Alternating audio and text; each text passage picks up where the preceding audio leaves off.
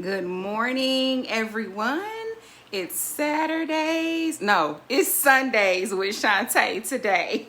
And I'm going to lower this just a little bit because it seems like... There we go. Hey, y'all. So today is Sundays with Shanté, and I am absolutely excited about what we're going to do today. Hello to whoever that is that just popped on. Today is going to be let me just start with prayer first. We'll give a couple seconds for some folks to come in. It's exactly 12 o'clock on the nose. And today, like I said, welcome to Sundays with Shanté, where my kitchen is our kitchen. And so if you all sit tight, I forgot to put my apron on, but y'all see this cute shirt, Girlfluence? Yes. Hey, Ma, good morning. I'm going to be on here a long time today, Mama. So if you got to get off, that's okay. I'm going to actually, today is what they would consider, I guess, like a full throttle cooking with me, or cook with me. Kind of like the ladies do, or the folks on YouTube do clean with me. So today is going to be full throttle. It's the first time ever that I have done something like this. One of my closest girlfriends, she said, Shanté, you know, you really ain't showed them how to cook. And I was like, yeah, you probably right, Keisha. I haven't. So I am going to exhaust today. I'm going to spend a lot of time in the kitchen today. So like I said, if you got to hop off, wonderful. Come back and watch the replay. I'm going to also put it on YouTube. Like I said, I want you all... Hey, Zaria. Good morning, love. Thank you. I am going to begin to push everyone towards YouTube. I'm still going to do things on Facebook. Don't get worried. Don't even fret. I will always do Facebook because this is like where I started, right? What's up, Derek? What's up, bruh? Where you been hiding? I need to get some tips from your daddy. Mr. Herbert, the famous, he cooks golden rice. Oh my gosh, he is like the best. Peas and rice, man, listen. Derek, your daddy's banana bread. Lord have mercy. Don't make me start. Don't even get me started on your dad's cooking. At the same time, but like I said, today is, hey, Auntie Joyce. Today is going to be a longer, you know, you guys know I take time doing everything, right? And so today we're going to cook a couple of things, but let me start with prayer. I forgot to put my apron on, so I'm going to put my apron on, and I'm going to have some gloves on today because I'm dealing with some raw meat. Yes, so I am absolutely, yeah, inbox me, Derek, inbox me. And then messenger me or whatever. You know what I'm talking about. DM me. Put it in my DM and then I'll connect back with you. But like I was saying, I forgot to put my what's the thing called? My apron on. But this shirt, Girlfluence, it's too cute. I got this shirt. Hey, Pamela. I got this shirt from Forever 21 in Denver, Colorado, about a long time ago, a couple years ago, actually. I was there for why was I in Denver? It was for work. I'm certain of that. But isn't that cute, Girlfriend? So I'm going to put my apron on. Y'all know I got to have something to cover up just for the purposes of being in the kitchen. So hold tight. And I have been thinking about buying me another apron. Don't forget, Mama, I am cooking cabbage today. I'm going to give y'all the whole rundown of what I'm going to cook today. And like I said, this is going to be a full cook with Shanté because I have not truly, as one of my best friend girlfriends said, you really ain't showed them how to cook. Like, you showing them some stuff, but they don't understand your burn in the kitchen. So I am going to, my hair is still wet, but it's all good. Show you all some stuff today. Hey, Naya. Good morning, big girl. I hope to see y'all soon. Sooner than later. Yes, I do. Maybe around Christmas time. Hey. We will be in Florida. But right now we are in Tennessee. Naya, Auntie, y'all send me Naya and Kennedy's sizes again. Text me on their real phone number. Because I have some stuff for, I think, Kennedy. I think. Okay, and then some of it brand new. This little one here has literally outgrown stuff just like that. Outgrown it. So let's start with prayer. Let's open up with prayer right quick. Father, we thank you for this morning. We thank you for Sundays with Shanté, where my kitchen is our kitchen. And we are excited to be here today. Father, we reverence you. We honor you, God. And we ask that you continue to bless our households, Lord God. Every family represented on here today, Father. Give them a special, extra special dose of favor on today, God, and your grace and your mercy, God. We bless you and we honor you for keeping us, oh God. Thank you. In the name of Jesus we pray. Amen. So like I said, hey Felicia, she said to Harris, where have you, are you still in Kentucky? Oh my God, I have not seen you in forever. Thank you too. Actually, I'll be honest with y'all. Y'all know I do a lot of wigs. I got my real hair cut a few weeks ago. My other best friend Tracy, I wanted to trim. She was like, I was like, just cut it, because I really want to go like low, and just, y'all see how I got this curly, I got this Caribbean blood situation going on. This is actually a half wig, and I wanted something a little shorter for the fall. You know, I took the braids out. I started just wearing my hair pulled back in a little ponytail, and then I started wearing my natural hair pulled back in a ponytail, and I was like, Shanté, you got to take some of the stress off of it, because I like have done some damage to the back. She cut a bit off, and we just gonna keep inching up as we go till I can get the low cut that I want, where I can just wash and go and just kind of be curly, right? So yeah, this is a half wig. Yes. Okay, so you still at Girl Scouts. Awesome. I would love to come to Bowling Green. You know that, Felicia. Just send me a message. We'll connect. We'll talk. I want to say my number is still the same. I can't remember what number I had, but if it's not deep, message me. And absolutely, I would love to come talk to those young ladies. Absolutely. Hey, Pig. I got two pigs in my family. I got Kendrell, who we call Pig on Mama Cloud's side of the family. And then on my new side of the family, the Red family, I have, she would be my niece. She would be my niece. Yeah, she'd be my niece because I married her uncle. We call her Kelsey. We call her Pig too. So I got two pigs. But nevertheless, on today, I'm going to do some unboxing first.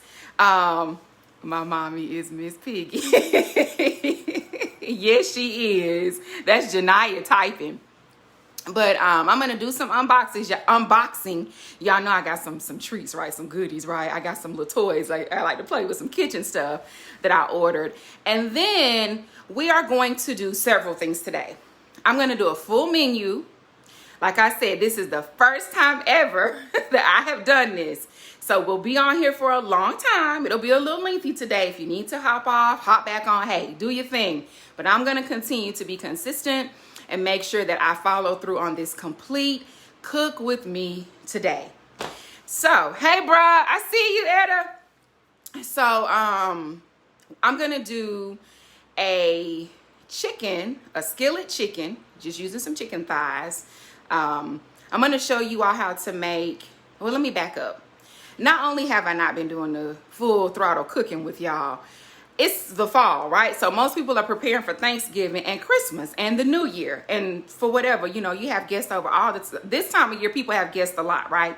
So I felt compelled to share what I do in the kitchen during the holidays. So I'll be on here a whole lot more, even throughout the week probably. I'll probably hop on, do some videos. I might just post some. But today, I am going to do a skillet chicken. I'm using dark meat because my family likes dark meat. We like dark and white meat, but it's something about that dark meat with that bone got a lot of flavor, especially when you let it marinate. Come on now, somebody. I'm going to show you all how to make what I consider a quick macaroni and cheese on top of the stove. Yes. And I'm going to get to a bake one, so y'all that like to bake them or that need to make a bunch or like a large amount for the holidays, I'm going to also make sure that I show you all that, but not today, just the macaroni and cheese on the stove. We're going to do some fresh corn. I'm going to show you how to fry some corn. Yes, in the skillet, some skillet corn. with fresh cream and that kind of thing. And then I'm going to make some cabbage. I call it a Cajun cabbage. So most of what I'm doing today, if not all of what I'm doing, is going to be prepared on top of the stove. Now, my mama loves cornbread and cabbage, so I might have to pull out a little box of this Jiffy and whip up some quick cornbread for you all, and kind of show you how I shift the Jiffy mix to make it a little fluffier, or how I make fried on top of the stove. But to make real cornbread, that's gonna be down the line, so y'all gotta stay tuned, right? Going forward, I am gonna show you all how to make real dressing, chicken and dressing, yes, because that's what I like to cook for my family. I might slide in an oyster dressing for my folks in Florida. I love oyster dressing, but my family, they don't really eat it here in Tennessee. I'm probably the only one that loves it, and my brother absolutely loves it, but he's in Georgia. And so I probably will also show you all how to make some greens. I might do a couple different variations of greens, mustards and turnips mixed, collards. I may do some with smoked turkey. I might do some ham with ham hocks, because that gives it a different flavor. So there is a lot for you all to look forward to come. I'm missing some stuff. Candy yams, I'll show you how to make those on the stove too one day. I'll show you how to do them in the oven too. So I got a lot of stuff prepared, excited to share with you all. But let's get into the unboxing. I want to show y'all a couple of things. Hey, Danny, that I got some toys. And then, well, before we go to the toys, let me show y'all something. Y'all move over here with me. Okay, y'all see I got my eyes ready. Okay. So you all know we made our vanilla, right? When did we make the vanilla? Somebody tell me. We put this vanilla together. It's been well over 30 days, because I know I've missed you all for 3 weeks, I think. Well, this is what our homemade vanilla. Look, y'all, come on, somebody. I told y'all that we were going to make our own vanilla extract. And that is what we have here in our wonderful bottle. So I've had some inquiries about the bottle, and people asking me, well, Shanté, what if I can't afford to buy all of this stuff? All I got is a little, a couple of dollars to get these vanilla beans. Let me show y'all something. So let me move the light. There we go. So y'all know I drink adult beverages, right? I love Jesus, don't get me wrong. But I do drink adult beverages from time to time. I have to be really careful with them. Hey, Sean. Oh, thank you, bro. That's my other big bro. Thank you, Sean. And I'm coming home in December, so I hope to see you. We got to go to lunch or something, do something. Hey, Bess. Good morning. Oh, my goodness. Listen, y'all know how I am on here, right? Homecoming is when at FAMU? Oh, God help me. Okay. Anyway, back to the vanilla. So this is the one that we made, right? This is how our vanilla extract looks. I mean, I'm excited, y'all. I am going to use it when we do the candied yams. Yes, I'm going to use it for the candied yams on top of the stove, and when we do the yams in the oven. Now, that's not today, so stay tuned. This will be coming soon, the yams. But like I was saying, y'all know I like adult beverages. Yes, I do. And I have to be careful with adult beverages because they don't always work too well with my system, okay?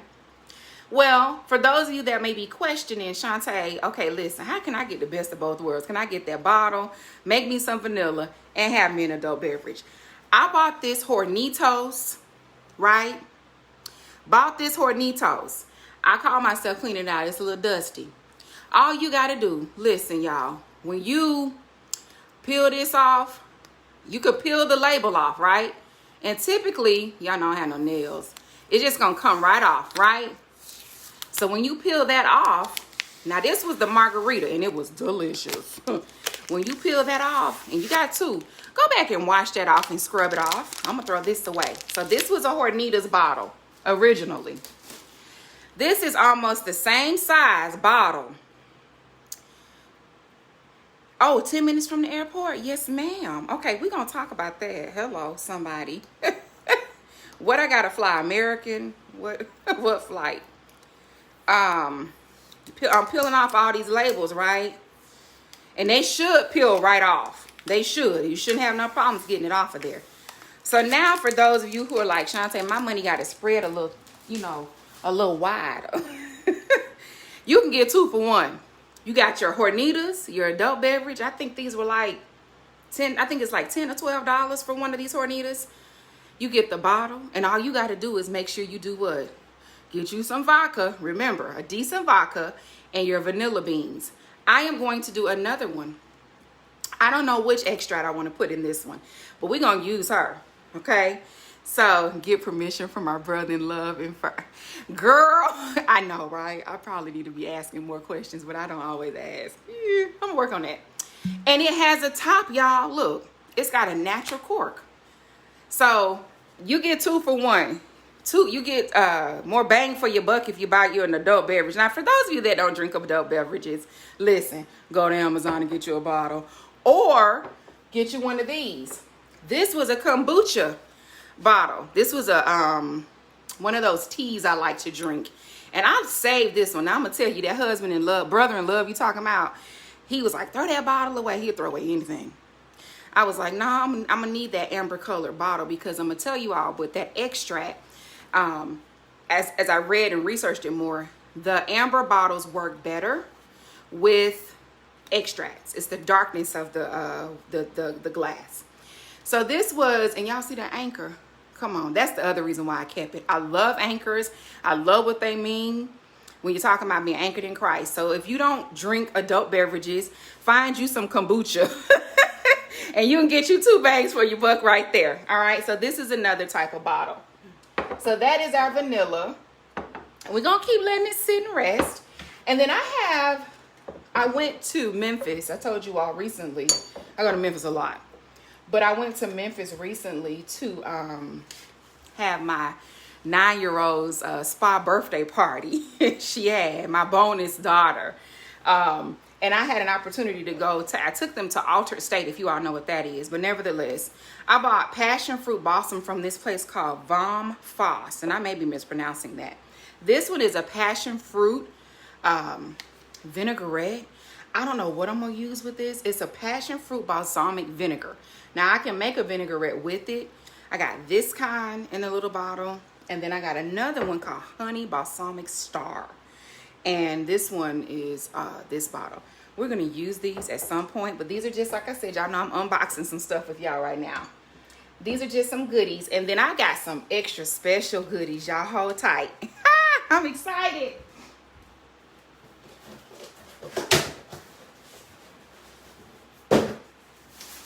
One of them is heavy. So, look what I found, y'all. Some gold mini cocottes or coquettes. Yes. Do y'all see these? And they are part of the Martha Stewart collection. Now, I got these from Macy's.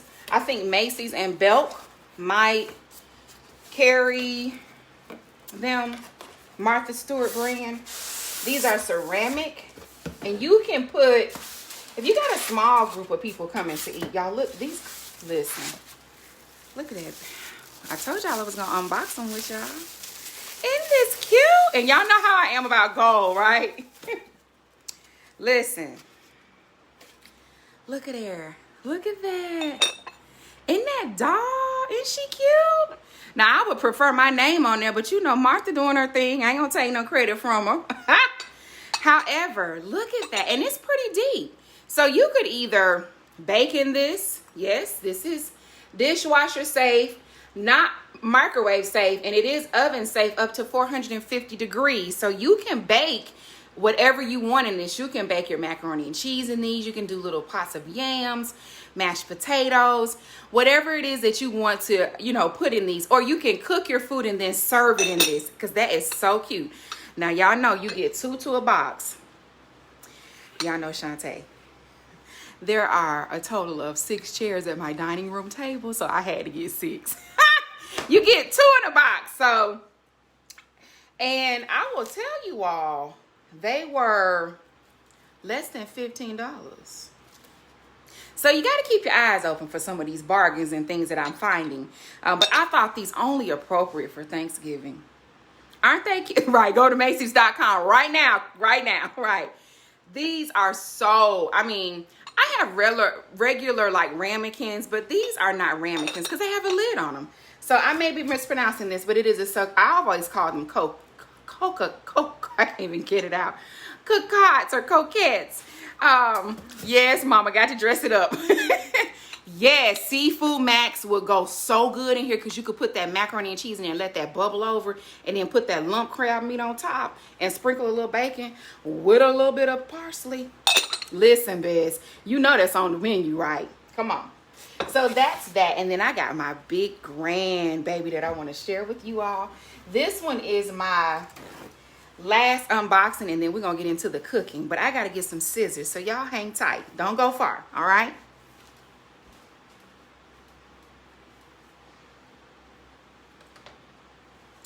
So for this unboxing, I'm going to turn y'all around.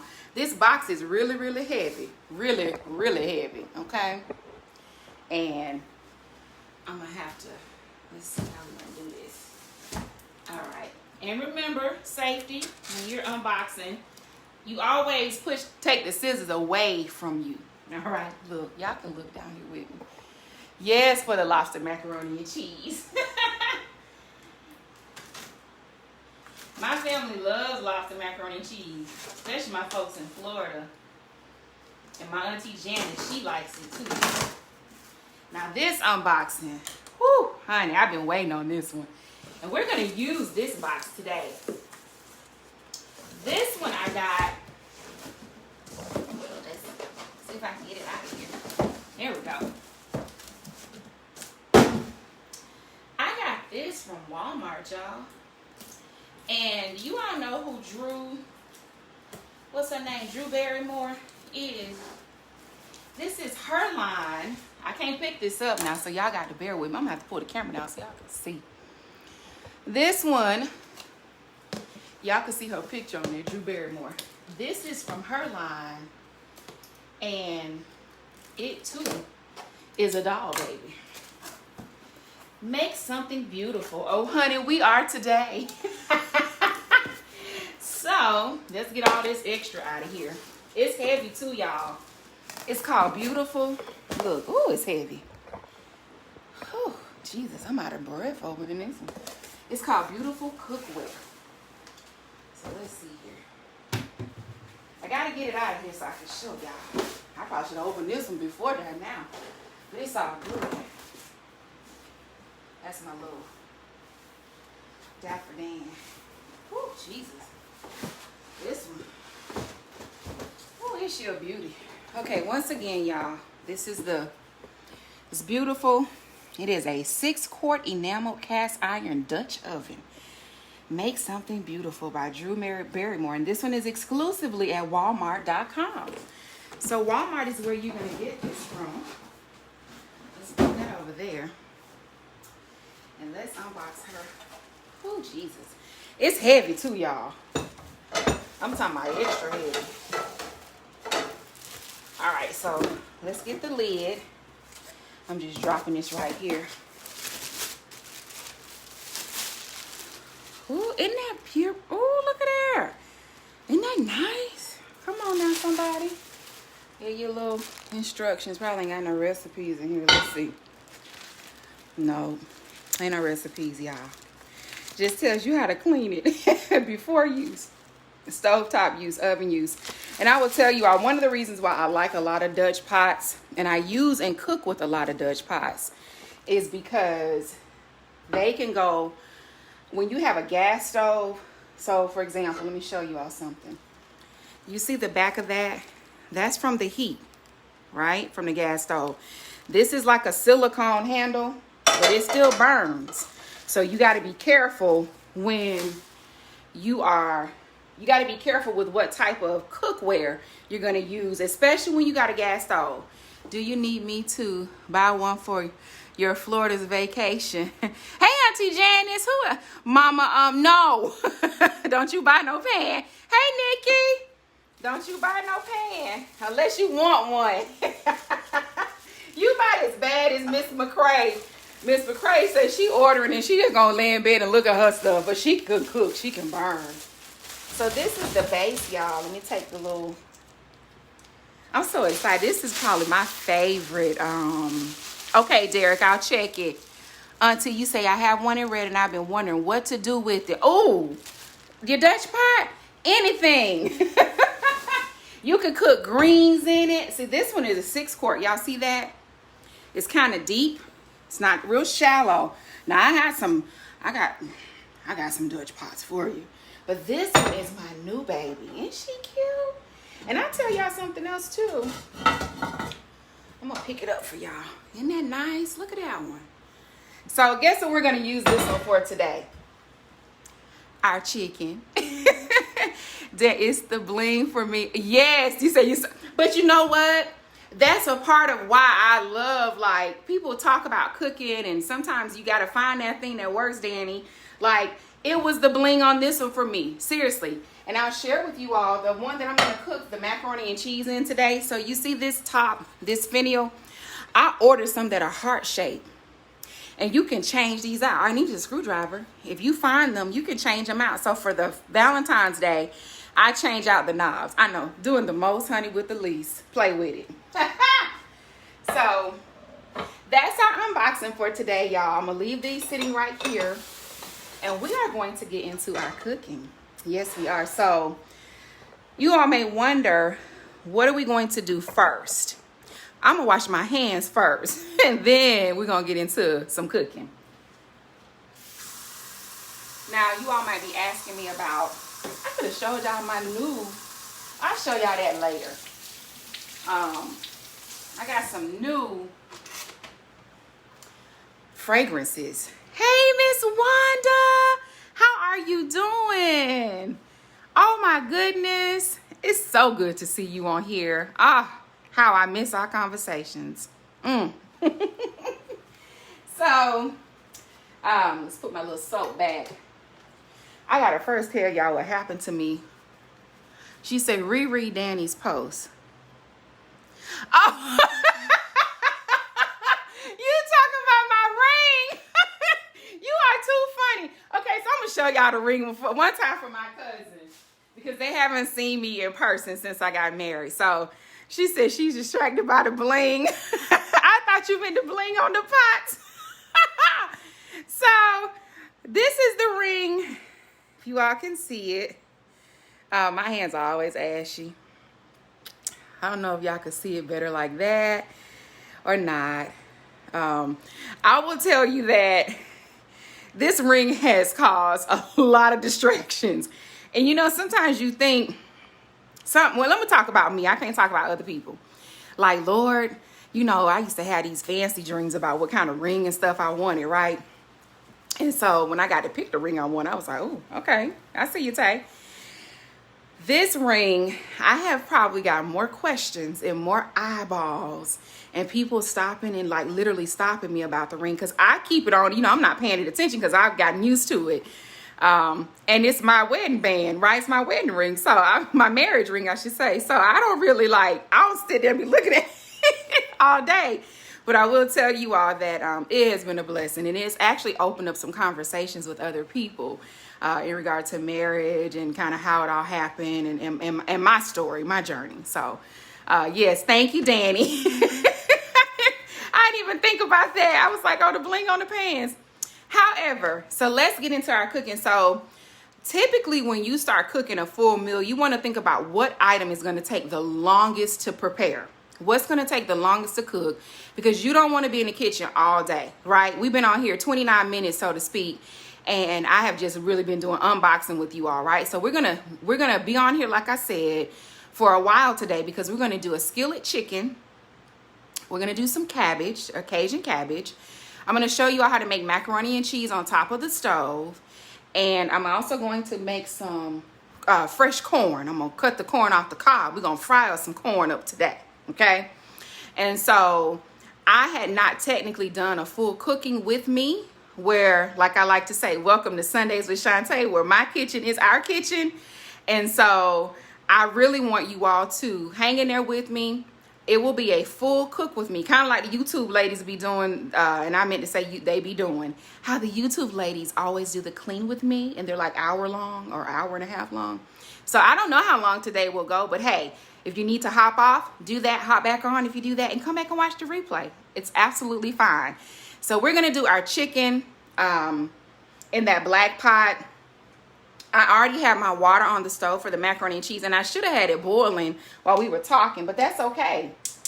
So today is going to be definitely me and my for real natural element, because I'm going to just cook how I normally do. All right. And then I'll chat with y'all in the midst of it. So we got skillet chicken, macaroni and cheese on top of the stove. Everything is on top of the stove today too. So this is for some of you who in your holiday cooking are like, I'm not finna put all that stuff in the oven, Shanté. That's just way too much. This, what I'm doing right now, is kind of like what I would do on any average day cooking, right? You might be like, that's way too much, Tay. No, it's just enough. Play with it. My folks like real food in this house. So what on with my eye? There we go. That baby didn't want to cut on. Yes, all day, mama. And I'll tell you all, for the holidays, I could stay in the kitchen the entire time. As long as I have a nice wine, I'm good. I can cook all day. I mean, appetizers, every part of the menu you could think of. And then when people give me special requests, I want to, make that happen too. So let's get right into it. I got my water boiling, and someone would ask, Shanté, when you're making your macaroni and cheese, how do you do that? So step one, I make sure I have more than enough water, and you all may not see me a lot today, but you will hear my voice. Ain't that how God work with us? You may not see him, but you'll hear his voice. Come on now. That'll preach. Y'all know. Don't play. So I have my water, and I've got quite a bit of water here. I'm going to be moving you all today a lot too. I put salt in my water. I'm also going to put some regular, you can use either vegetable or canola oil. Now, some will tell you, and I heard my girl Cartier Brown, Miss Brown, say, well, people put oil in it because their pot is not big enough. She's a professional chef, and I love her dearly, but I've been cooking macaroni and cheese a long time. I like to salt my water, season the water a little bit, because macaroni is bland, or pasta is bland. Hey, June! And I also like to put a little oil in there so that it doesn't get sticky. Now, give or take. A person might say, well, Shanté, my macaroni and cheese on top, I never did it on top of the stove. We're going to do it on top of the stove today. I typically like to use, and while that's boiling, I typically like to use a large Mueller's elbow macaroni. Well, when I looked at my pantry this morning, because I didn't Instacart for y'all today, I'm using everything that I have in my house. All I had was this K. Roger regular old elbow macaroni product, as it says, pasta. We're going to use this. This is not my go-to. I will show you all when I get some. When we do the baked one, I will definitely have the large elbow. That is typically all I use. I'm almost 1,000% sure that this was purchased by someone else. We're just going to smile. And then we're going to use some heavy whipping cream. Gotta have you some heavy whipping cream. Now, I like to use several different types of cheeses. You all know I like that thick cut Tillamook, that country cut. That's good. And I also have a Sargento. This one is a cheddar, a creamier cheddar. All right. You want to make sure you got enough cheese. Do not, I repeat, do not skimp on your cheese, and do not skimp on your heavy whipping cream. For this macaroni and cheese, you do not need eggs. The only other ingredients you're going to need is salt and pepper. Because remember, we're doing this on top of the stove. Hello, somebody. On top of the stove. And then somebody said, well, Shanté, I want it to not be really creamy. Well, that's the difference between this one, a slight difference, because my macaroni and cheese in the oven typically is just as creamy as the one on the top. It's a little more baked, more congealed because I use eggs. At the same time, this one that I do on top of the stove, for the most part, it's just as creamy. So we're gonna let this come to a boil. It's okay, I see it boiling now. I was about to say, no, wait a minute, my fan might be having some problems. So while that is boiling, we're gonna move around a little bit. I'm gonna talk to you all about how to prepare your chicken. So let's move this back. And I'm gonna put a little, I forgot to put a little canola oil in here. Oh no, not the wild garlic. Be careful with what oil you put in there too, because we don't want the macaroni and cheese to taste like garlic. Because this is not a, we just want a regular organic. There we go. We just want, and you can use avocado oil. You can use canola oil. You can use, hey Antoinette, how are you? You can use walnut oil, whatever oil that you like. You use coconut oil, whatever you like to use. I'm a big fan of all of them because I like to cook. But you guys remember I told y'all I got these from IKEA. So I simply let it, because I don't want y'all to say I ain't show y'all. All I do is just pour a little bit in there. You don't need a whole lot. So you all can see. Can y'all see how much I put in there? Just a little bit. Not a lot. That was probably a smooth tablespoon that I poured in there. Yeah, I call that thing smooth. Okay. We're going to let that boil. Get that running. So let's talk about our chicken. And that's our lid. Let's talk a little bit about our chicken. So I have prepared, sit there right there, some chicken thighs. Okay, can y'all see that?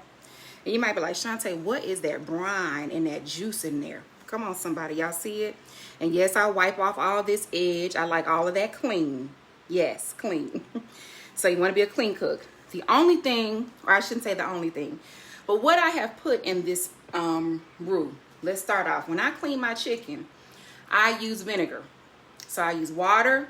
I get all that slime. I don't like the slime. And out of as much fat as I can get off, unless I'm grilling, okay? You want to leave a little fat to render. And even sometimes when you're frying chicken, that fat is where it's at. Listen. But I clean my chicken under water. I use gloves because I don't like to touch it. And when I start cooking with this today, y'all going to see me put my gloves back on. Any raw meats, because you got cross-contamination, you want to be careful. But I literally wash it under water. I let it soak a couple minutes in a couple capfuls of vinegar water. I know one of my good friends said that you don't have to clean raw chicken or raw meats. Oh yeah, negative. We're going to clean ours. And so what I have in here is a little bit of that vinegar water remaining, just a little of it. I also put in here some, this is why you got to wear a hairnet. Y'all know I'm funny about that thing right there. I saw that. I don't know if y'all did.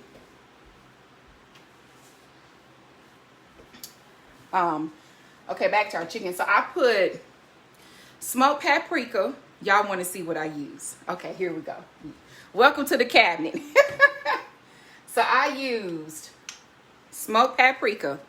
I got this smoked paprika from TJ Maxx, $3.99 for a bottle of it. I also used some regular old cayenne pepper.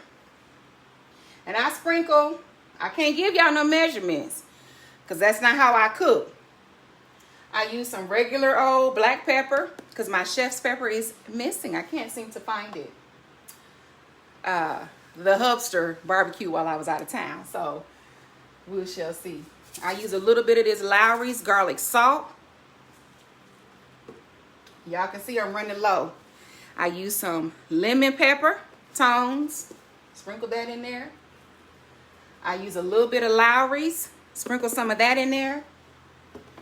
And last but not least, my go-to, my garlic powder. Okay? And once I sprinkle that in there, I massaged it all in and I let it sit. I covered it for a couple minutes. It's been just sitting here basking, honey, and it's gonna bask in the glory. And I leave it right there.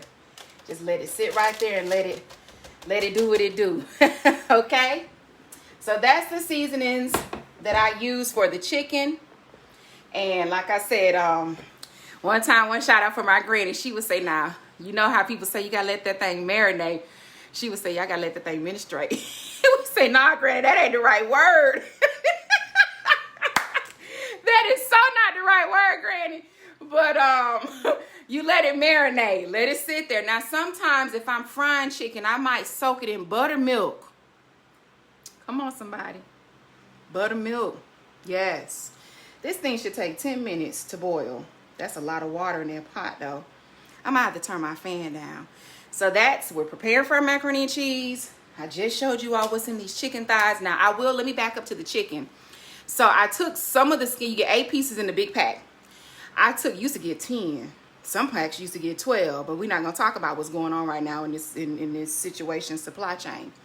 So I took the chicken skin off of 4 of the pieces, and then I kept the skin on some because I like the skin. Y'all know I like bacon, so y'all know I like chicken skin. Okay, it's not probably the healthiest thing to eat every day, but it is. I create a healthier option if someone just wants the regular chicken without or skinless. And you can debone these. That might be a whole nother video where I show you all how to debone or how to cut up a whole chicken, because a whole fryer, as we call it, is a lot less expensive than buying chicken in parts. And I'm giving y'all a lot of information, so y'all just, get your notepad out and write with me.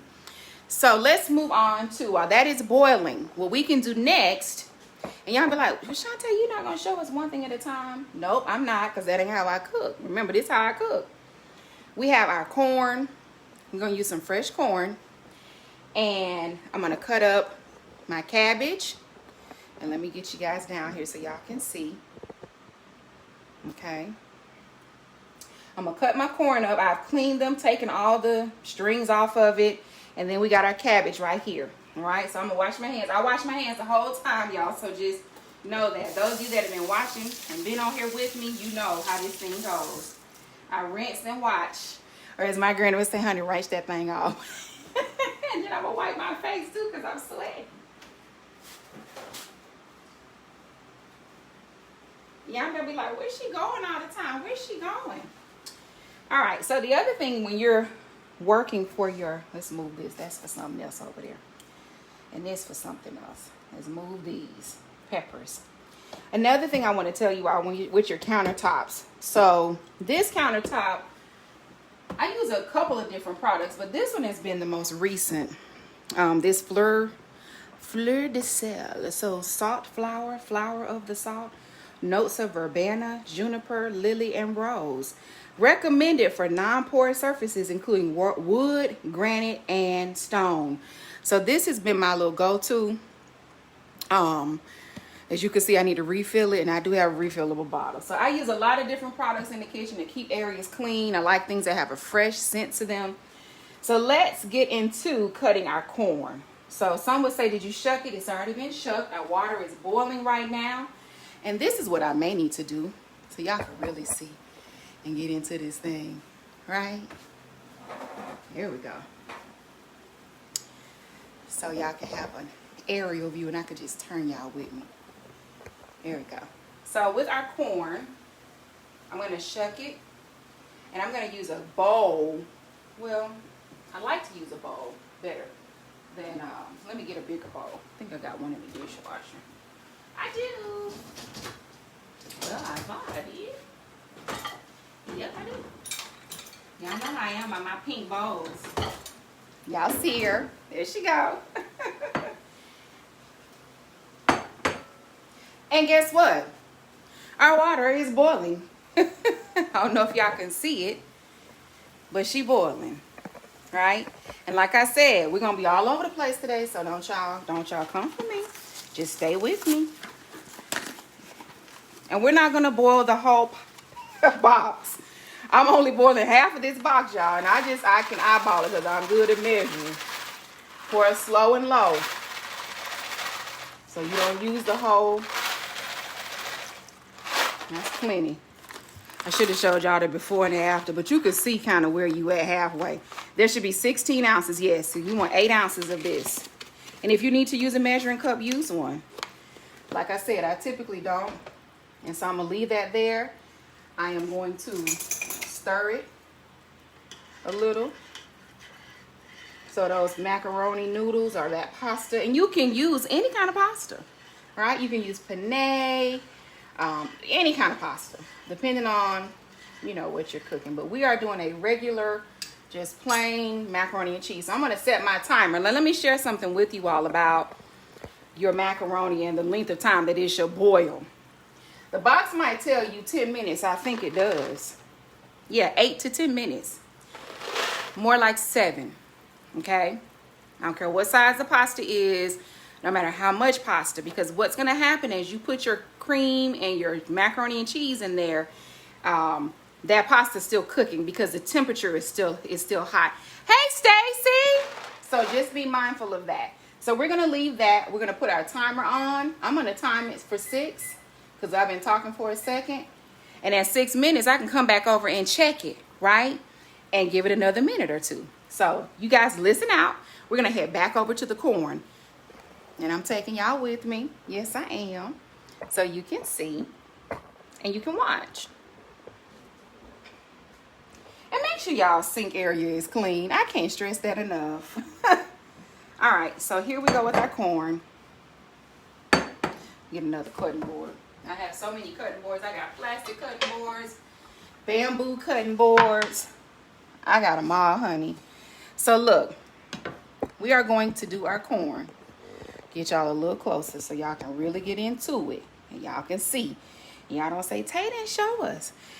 So you all see how this right here is fresh. You still, even if you have some of these little pieces on here, that's okay. It's not going to hurt nothing. Just throw that away and put it in the garbage disposal. Okay? I like to put mine on the flat. Now, I bought these already prepared like this. If you got a real ear of corn, you just going to chop. I snap mine off of my hand. I can't do nothing with this little top piece right here. I can't do nothing with that, right? So I'm going in. And I'm barely shucking it. And you could feel, you could see it coming off, right? You see how that looks? You all see that? And you don't have to don't go so deep. Just kind of, you know, you can almost feel how deep you need to go. And some of you are like, well, some of it weighs. Just pick it up and put it back over there. It ain't gonna hurt nothing. If your counter is clean. Okay. Then we're going to cut a little bit more off. We got a little more. And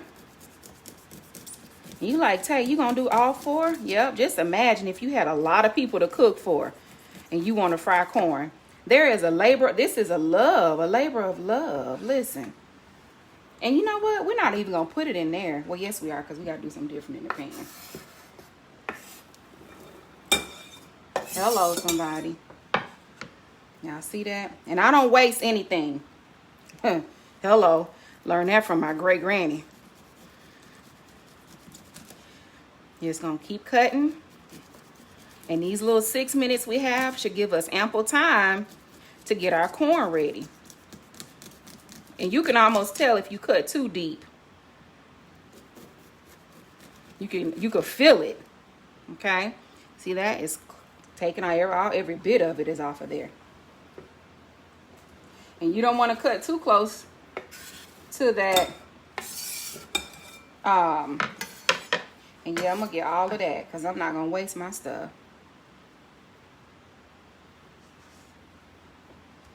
Now, this is a good pretty piece, right? So I'm going to start at the top. And be careful. Those of you that are not, you know, used to the knife. Be careful. Now, don't y'all pick them up off the floor that I just dropped. You sweep that up. Don't y'all be trifling. Some people say, well, what about the 5-second rule tape? No, this corn. This ain't no whole piece of chicken that you done dropped. Or a piece of, some, you know, a big piece of something. Just be mindful now. Don't y'all act like that. I told y'all yesterday, for those of you who hadn't seen Saturdays with Shanté, you better get some act right. All right. Get you some act right. And all these little randoms, yep. Like say you pick all that up, I sure do. Get all of that. Now I looked at this piece, and you might say, well, it looks like a little more corn is on there, Shanté.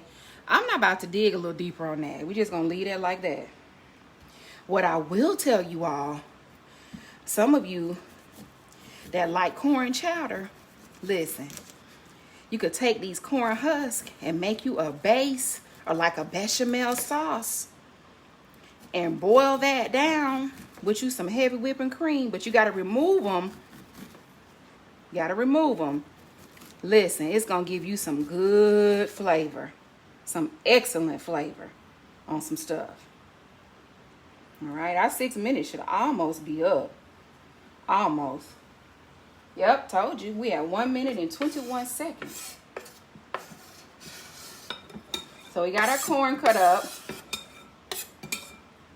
All right. Got a few little random pieces there. Y'all see how smooth that thing works?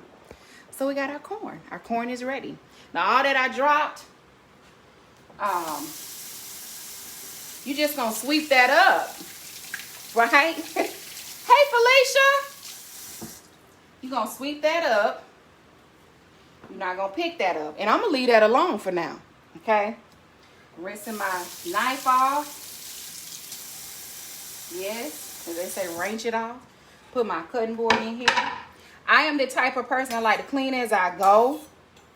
And so, you're not finna see no whole bunch of mess in my kitchen. I'm ready to throw these corn stalks away. Going in the garbage.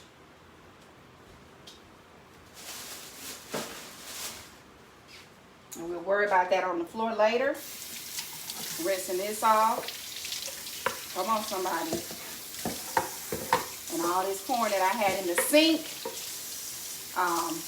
can go down the garbage disposal, or you can take your little strainer out and you can, y'all hear our timer, you can take your little strainer out and put it in the trash can for the most part, right? All right, so we got our timer is going off over here for our macaroni and cheese. Let's move on over here and get into it. Turning y'all around. Y'all got to see everything just then. We're gonna turn our timer off. Okay. And remember I told y'all I set it for how many minutes? Y'all ain't gonna talk back to me. 6. Remember they said 8 to 10. So now on this last minute, and you can check it and tell if it's gonna be. I use my hand. I ain't gonna do y'all like that today because I'm like, I burn my hands. Hold on. Let me get some so you can see how to mix it up good.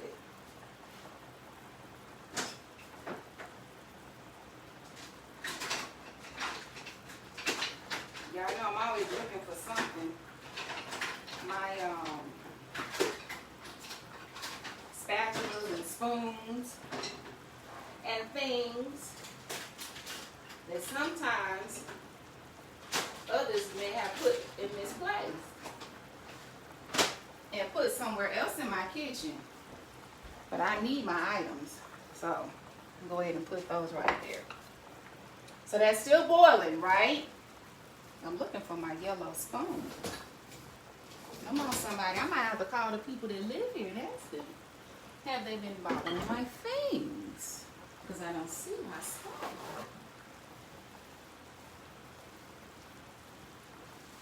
And I believe they have, y'all. So I'm going to turn this eye down. I want y'all to see. Hey, Risa. Girl, we doing some cooking today. I need you here with me. So y'all see that's still boiling. I'm going to turn my eye down. Cut that baby down. And yes, I cut it down to low. I told y'all we were going to test this noodle. So I can tell. And I ate it. I ate it to see if it was okay. I'm going to stop using this gold spoon because the heat from the pot will make this spoon extremely hot. Okay? So I got my wooden, and someone said this is a spatula, Shanté. It is. I'm looking for my spoons. Y'all gonna have to give me another second, but this will work just as well. So I am literally, I tasted it to see if it was al dente, and it is for the most part. And remember, these are small elbows, so they may need a little more time in this water, right? Turn it up just a little bit. Maybe that box was right. I don't like to cook mine 8 to 10 minutes, though, on purpose. And we're going to strain this water off, but we are not going to strain all of the water off, okay? You're going to keep some of this water for the purposes of that starch, which is going to give you the cohesion to the macaroni and cheese. We're going to let that sit there for a second. I'm going to go and find my real spoon. So y'all hold on.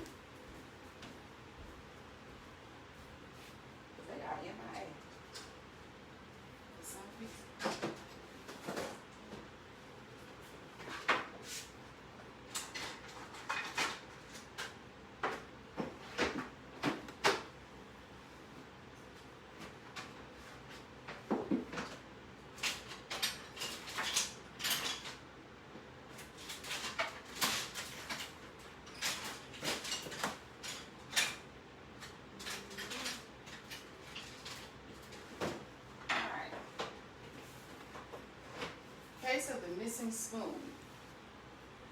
Case of the missing spoon, y'all. I don't know where it is and why it's missing, but it is. My. So, can't find the spoon. That's okay. Let me share this with you all. I like to use silicone, something like this rubbery, right? That's one kind. This is another one. I got this one from IKEA, I think. Yep, this is an IKEA one for like $1. When you have things that are sticky or tacky, like this is going to have the cheese and it's going to be tacky, right? And it has a little bit of oil in it because you're going to put some butter in it. I forgot to tell you, I'm going to put some butter in it. You want to make sure that you use a cooking or your cookware, cooking utensil where that cheese won't stick. See this wood, it's going to stick to this, right? Be careful. That's why I was looking for my spoon. I don't know where my spoon is, y'all. Ooh, somebody going to get a spanking. But use something silicone. Now, let's put that over there. We're going to drain off this water. I'm going to check it again. Now you can see the difference. The macaroni even looks a little bit more translucent, right? You get down here so you all can see. It's a little bit more translucent. I'm going to turn this all the way to low this time because I can see the differences between the first one that I tasted and these. And I don't want to overcook them because they're going to be mushy. So you want to be careful with that. We are going to strain our items. Okay? Our macaroni and cheese. And I'm going to get me a pot holder. So the person who might know where my spoon is, y'all, just walked in the kitchen. I'm snitching on him. He just walked in the kitchen. So I'm like, where is my spoon? All right, so let's strain this. I'm going to use my handy dandy strainer. Now, they do have the kind where you could take the pot and put the whole strainer over it's like the size of a lid. I don't own one of those. Sometimes I use a colander. That works just as well. So, but I don't want to use that. I want to use this one, okay? So, be mindful. You got to be careful when you do this because this pot is hot. I'm going to pull this back some so you all can see. No, not either of those. My yellow spoon with the gold silver handle. All right. So, y'all, I'm picking up my pot. Like I said, be careful. Be extra careful. And all I'm doing is taking my strainer. I don't know if y'all can see this. Make sure, because let me tell y'all something about these Dutch ovens. They are hot, okay? Very, very hot. Thank you. He found it, y'all. I wonder where it was.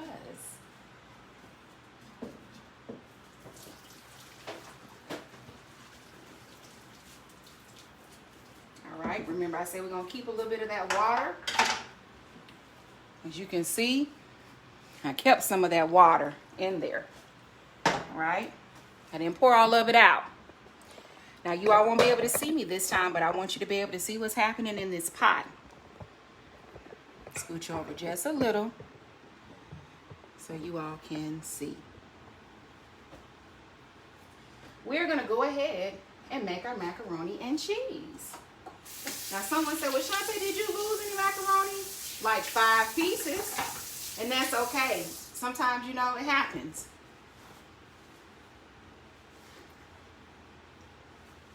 That can occur. And you see how that macaroni is just sitting in there, and you see how it's almost rising to the top to a certain extent, right? And you can see it getting a little bit larger. That's why I said you want to be careful with overcooking your macaroni. You don't want to overcook it in no kind of way. Washing my hands again. Y'all like, she wash her hands all day. I sure do. All right. So here we go, y'all. Drying them off. Like I told you. I turned it down low. Get y'all a little closer so you can really get up into this. Let me get you closer. How is that? Is that better? I hope so. Because I want y'all to be able to see my little clips. Let's take those off and put them, ooh, drop one. Put them in my little craft kits. All right. So you see I poured most of that water off. I left a little bit in there. Somebody might say, well, Tay, you don't need to pour any more of it off.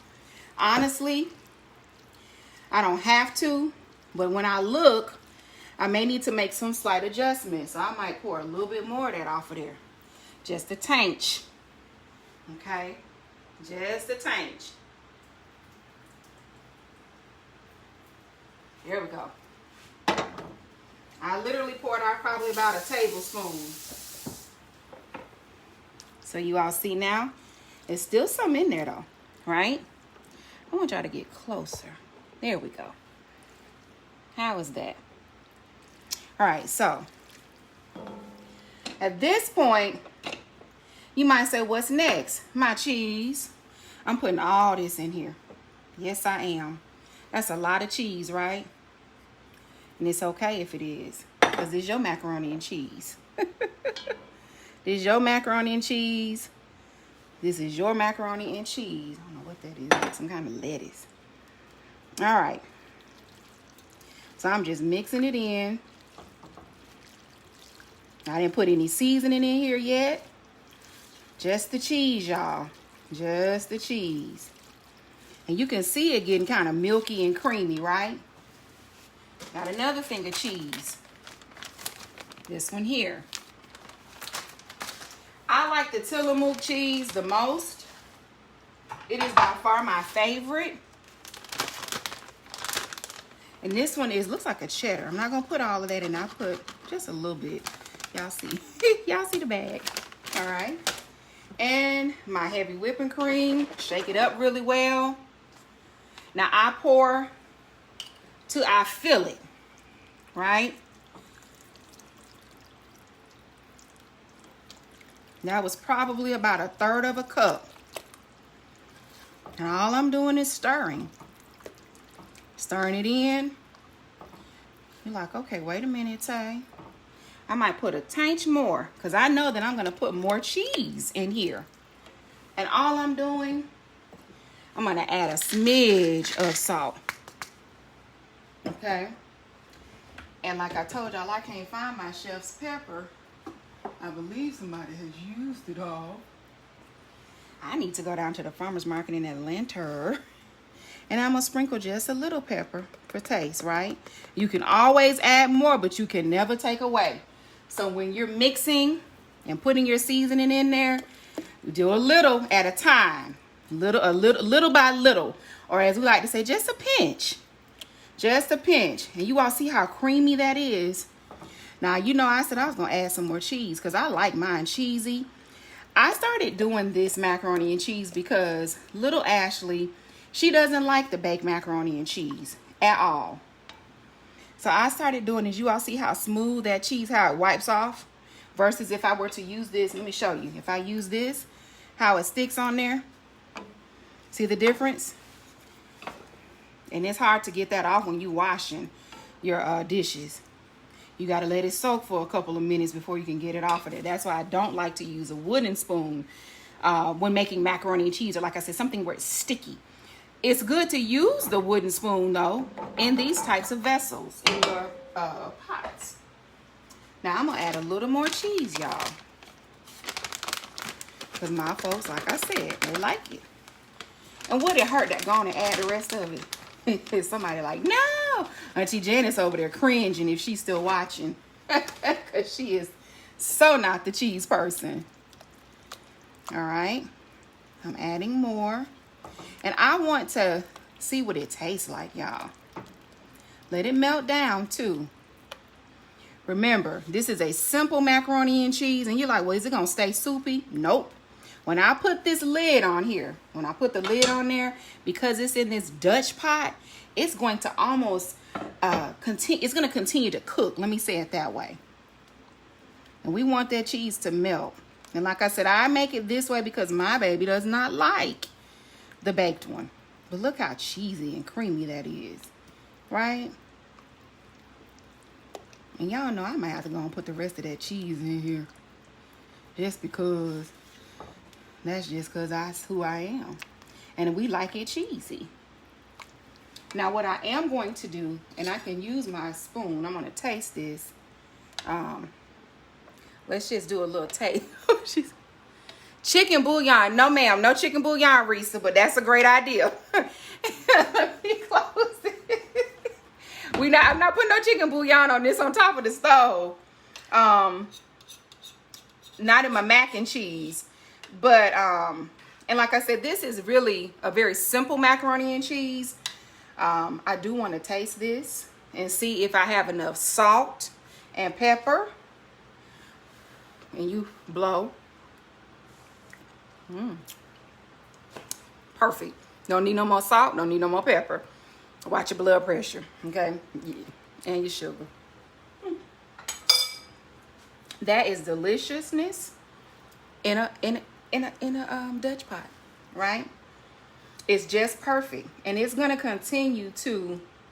It'll get a little more congealed, but it'll still be loose like she likes it. She likes that box macaroni and cheese. Won't eat that where I'm from. Won't eat that. Okay. So I had to find a different way to make it. And I noticed that when I cooked it on top of the stove, everybody liked it. So I said, hey, why not? This is quick and easy. It's nothing like the macaroni and cheese that I make in the oven. I would add a little butter to this, but because I see how creamy it is, I'm not going to. And I can taste the butter elements in that cheese. So, you know, just be mindful of the taste. You got to taste the flavor. Taste the flavor. You're going to have to taste to your family, how they like it, right? And your guests, if you got people coming over. All right, so our macaroni and cheese is done. It's done, y'all. I'm going to put the lid on here. And that's that on that. We're going to do the chicken next. Let's put that right there. Close up our item. We don't need any more cheese. I'm going to put the lid on. And I might sprinkle just a little more pepper just for look.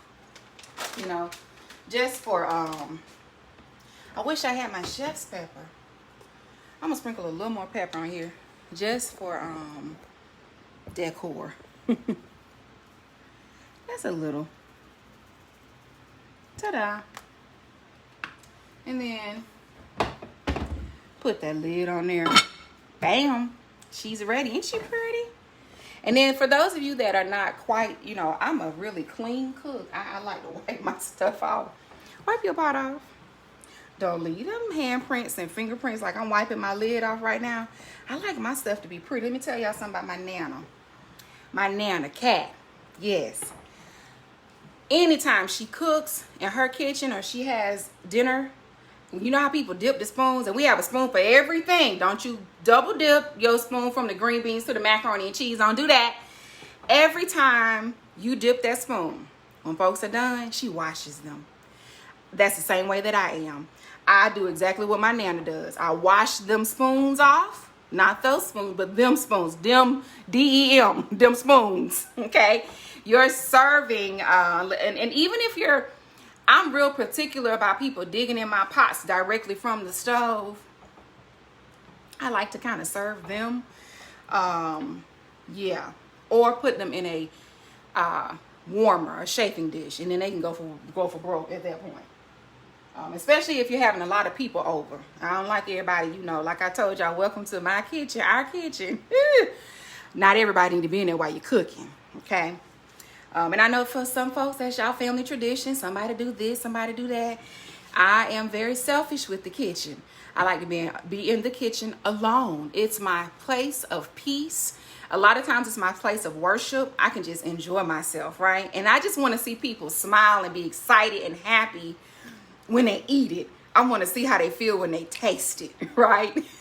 So it's like the element of surprise for me. And it just makes my heart feel good to cook for folks. It's just my thing. It's what I do. So we are done with the macaroni and cheese. I do want us to move on with the cabbage, the corn, and the chicken. So we're going to do the chicken next. Yes. Because that's going to take us a little bit longer. So I'm going to move my pot. And I'm going to move y'all back a little bit. Okay. And we'll do this. Because I'm going to need those. And I'm going to put this over here. Now somebody might say, well, Tay, do you keep the eye on? I'm going to turn this eye on low. Honestly, because this Dutch pot will keep cooking, you don't have to. You really don't. It's going to continue to do its thing. I'm turning it all the way on low so that it doesn't overcook. And I'll kind of peek at it and look at it to make sure it doesn't congeal too much. Okay? Now, our chicken. Whew, chicken of the hour. I forgot to wash the pan. Well, we need to rinse it because it's a big pot. Came from the grocery store. You want to put a little soap on it. Okay. Just a little. I wish I had a front camera so y'all could see me while I'm talking to y'all. What type of cheese did you use? The first one. So the first one is a Tillamook. And I don't have the bag. I threw the bag away. Well, it's, hold on. I might have another bag in the refrigerator. Hold on, Tamiko.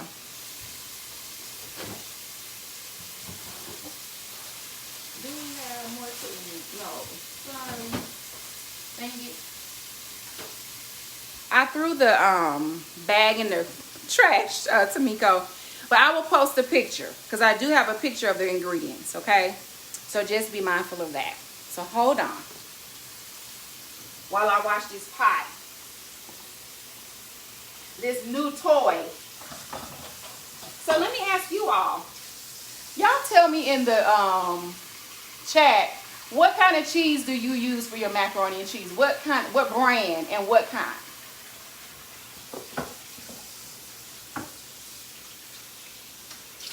Tell me that in the chat while I wash this pot. Mr. Red.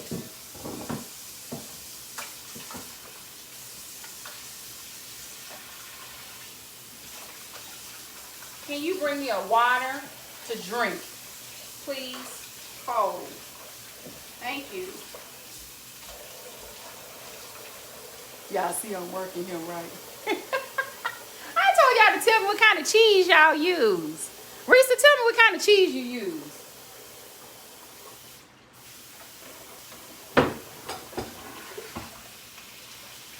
While I'm washing the pot.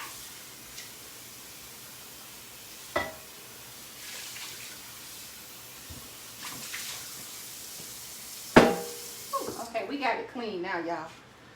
Okay, Tamiko, you use mostly sharp cheddar. There we go. Come on with it. There y'all go. Thank you, babe.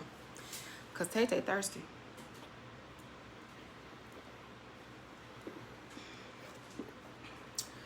Whew, thank you. Okay, let's see. Tamiko says she used mostly sharp cheddar. I use smoked Gouda. Okay, that's a good. I've seen that mix the two. Smoked Gouda, sharp. Gruyere is another one you can mix together really well. You know your friend Aldi brand. I use Colby, mozzarella, and cheddar. Risa, you got too much going on. You got sour cream, chicken bouillon. That ain't macaroni and cheese. That's a casserole. Girl. Babe, Risa say she used sour cream, chicken bouillon. We are hollering at you, Risa. Okay, Auntie Janet said she used Sharp. Okay.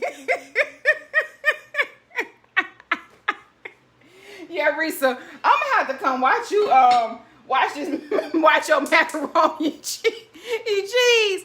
You just buy the mixed cheese. Okay, Mama, that's a good idea. Get the mixed cheeses, because those, you know, typically they have like a really good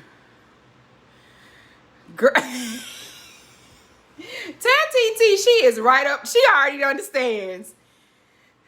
My sister says it's the $1 million macaroni and cheese. No one can afford it. No, not with all that in it. That's a macaroni casserole. Yes, and you need to just go and put some crab meat, lump crab meat, or some bacon or something, or some sausage or something on the top of it. But it does sound good, Risa, on the slick. Like, I know the bouillon gonna give it a little kick, and I know that sour cream gonna give it a little kick too. Trust me, I'm with you, girlfriend. I'm with you. I'm with you, friend. No, they can't afford it. Let me tell you, a lot of people skimp on macaroni and cheese because the cheese is so expensive or can be pricey. I'm gonna tell y'all, and this is my little break, y'all, because I got overheated, so I'm drinking my water and kind of taking a little breather. I'm gonna tell y'all, when you make macaroni and cheese, don't skimp on the cheese. Now, that baked macaroni and cheese is something else. I use shredded, and I cut and use block cheese. Baby, it do something special in the oven. Yes, but we're not going to do that right now. Excuse me, I ain't got no COVID either. Don't y'all start. Don't y'all come for me with my little cough. Let me drink a little more water. So,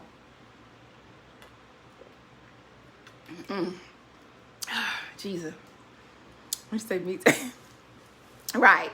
Okay, so with our chicken, I told y'all, you want to typically cook the thing that takes the longest. None of this stuff really takes long. The only reason the chicken might take a little longer is because it's got a bone in it for the most part.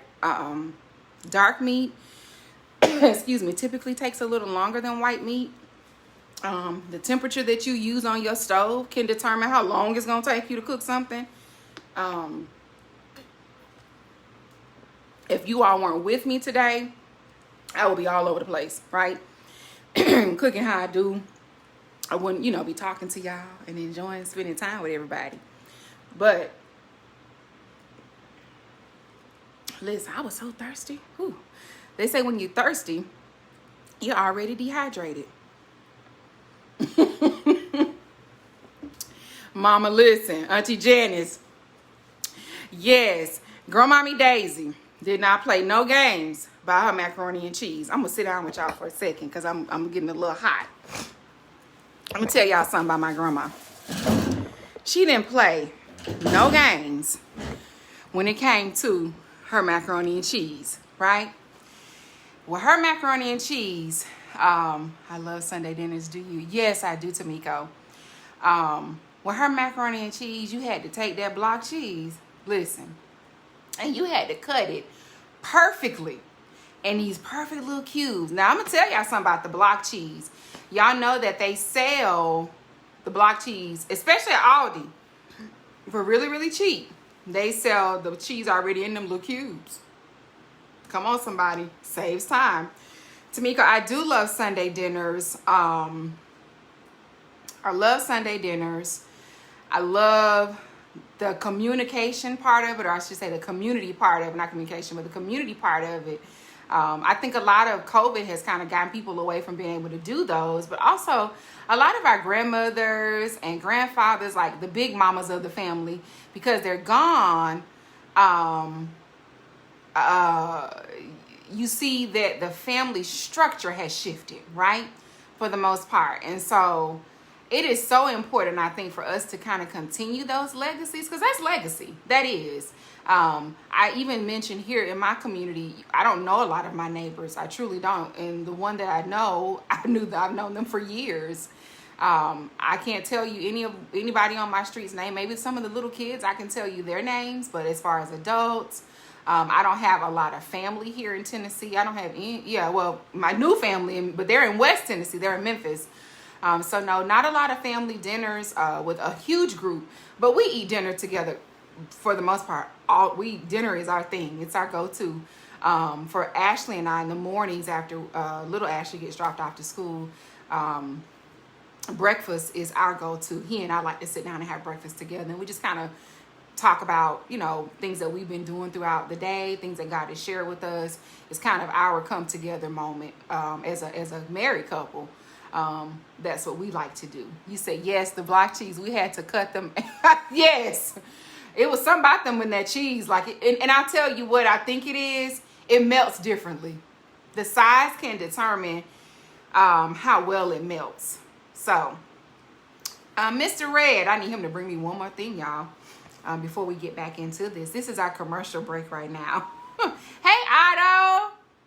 When you look on the side of the bed, there is a Good Housekeeping magazine. Will you bring that to me? It's got like pumpkins and fall stuff. So let me ask y'all this. I'm gonna bring y'all down a little bit because y'all see I got y'all. I'm looking up at y'all.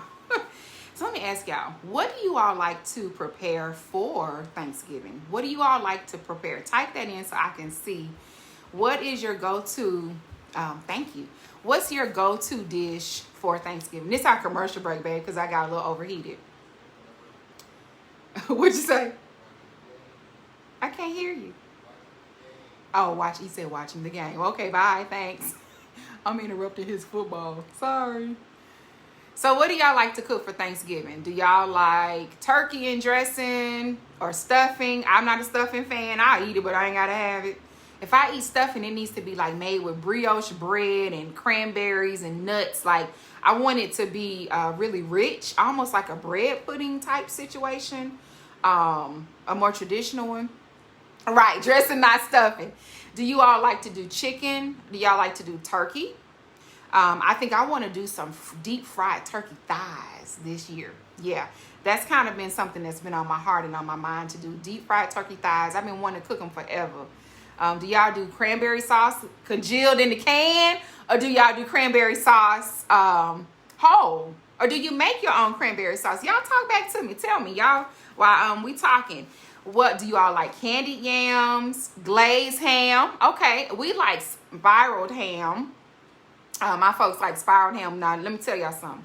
I'm gonna have to pull y'all down a little bit. Yes, for the fried turkey. Let me pull y'all down a little bit so y'all can get into this with me. Listen, honey baked ham. Let me tell y'all a little secret. Now, I'm telling my secret to y'all. Don't y'all go running up in these folks' stores trying to buy a million of them. Honey baked ham, and some of you may already know this. Honey baked ham sells ham bones. Listen, I think the cheapest one I bought might have been $5. They sell ham bones anywhere from $5 maybe to $10, $5 to $8, $5 to $6. And it's so much ham on that ham bone. Like we have bought, I lost track of how many, right? I was just going to mention, yes, let me tell you. Honey baked ham. Hey, Shonda. Let me tell y'all about this honey baked ham, though. The ham bone, it's a lot of ham on that bone. They leave a lot of meat on there. Because I think they use it for like their platters and sandwiches throughout the week. But they freeze them and they put them in the little freezer. The little, what you call it? Y'all know, deep freezer. I couldn't think of that. Let me tell you about them ham bones. I take that ham. I got a knife, electric knife, or a regular knife, however I need to do it. But when I want to make it pretty, I use my electric knife that I use for my turkey. If I do a whole turkey or want to carve the meat, you take that ham off of there, put it on a platter. Listen, it's typically enough ham on that platter. And you take that ham and put you a nice little platter. Hey, Miss Lisa! You take that ham off of there, put it on a little platter. You can even make ham salad, like chicken salad or tuna salad. I'm telling y'all, ask them for the ham bone. If you cooking peas, beans, I have used it to cook my greens. I buy them ham bones. I take the ham off. My family will eat the ham on sandwiches. So I get like the little Hawaiian bread, all of that, right? They love it. Now, if you want to be more, proper, or more, you're taking the ham to someone who may, they're not judging you, but you want presentation, because presentation is everything, right? You may want to you may want to go the extra mile and buy the actual ham, right? From Honey Baked Ham. They got coupons. Sometimes I think they like $5 off. No, they're like $8 off, I think, or $7. Trust me though. Get the ham bone. You can take that ham, like I said, make that ham salad, Tamiko. And you're going to do the ham salad. So she asked a question about the ham salad. And for those of you that may just be looking and joining, what just dropped? Oh, girl, my earring. My little earring fell off. My little play diamonds. We're just going to sit her over here. Let's sit her where I won't forget. I don't know where the little back went. Big Ashley, he can't stand them earrings. He said they fake. They cute to me though. So your ham salad, all you need is a ham. Chop it up. You might can put it in a food processor, but you got to be careful when you pulse it. That ham, you want to put your chop up you some egg, little mayo, little celery, a little bit of mustard, salt and pepper to taste. Some people like celery seed. I don't. Okay, and maybe if your folks like the pickles, not relish. Okay, it's called sweet salad cubes. Sweet salad cubes, y'all. There go your ham salad right there. Now, some people don't like some of that stuff, but hey, All right, so y'all, I have cooled off, and I am looking at Good Housekeeping, right? This is the October 2021 edition, okay? We are almost at November, y'all, but there was a recipe in here that I wanted to take from that recipe, and I wanted to mix that thing up, but I couldn't remember what was in it. So that's why I just asked him to bring me this, because the chicken that I want to cook today, I gotta find it. I thought I put you know how you put something and you say, well, let me earmark that. And I thought I earmarked it, but evidently I didn't. Because I'm looking for it, y'all. And I'm going to make it. I'm about to cook it right now with y'all. I sure am. Where in the world? If I can't find it, y'all, I'm just going to make up my own version. Which is nothing new or unusual about Shanté, right?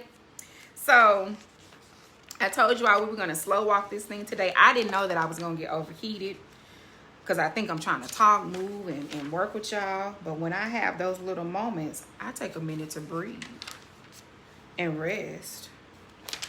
So let's see here. And for those of you who are a little more seasoned ladies, some of you gentlemen, your wives and girlfriends, y'all know when we get overheated, you just got to sit down, honey. You got to take a break, because if not, something's going to happen. You're going to having a little flash. Baby, listen, you better get somewhere and park it.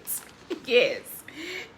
I can't find the chicken recipe, y'all, but if I can't find it, I'm just gonna do my own variation of what I remembered from it. But when I saw it, I was like, ooh, I have absolutely got to make this. Somebody help me. The recipes are normally in the bag. Let's see. I went through those. I thought I had pinpointed this thing down. Now, Good Housekeeping is one of those magazines. I think they send it to this house for free. She said, I'm in the kitchen too, got my greens on. I enjoy this. Okay, bye, Tamiko. Enjoy your day, honey. Enjoy your Sunday with your family. And look, and them greens you cooking. Yes, ma'am. Here we go, y'all. It's called chicken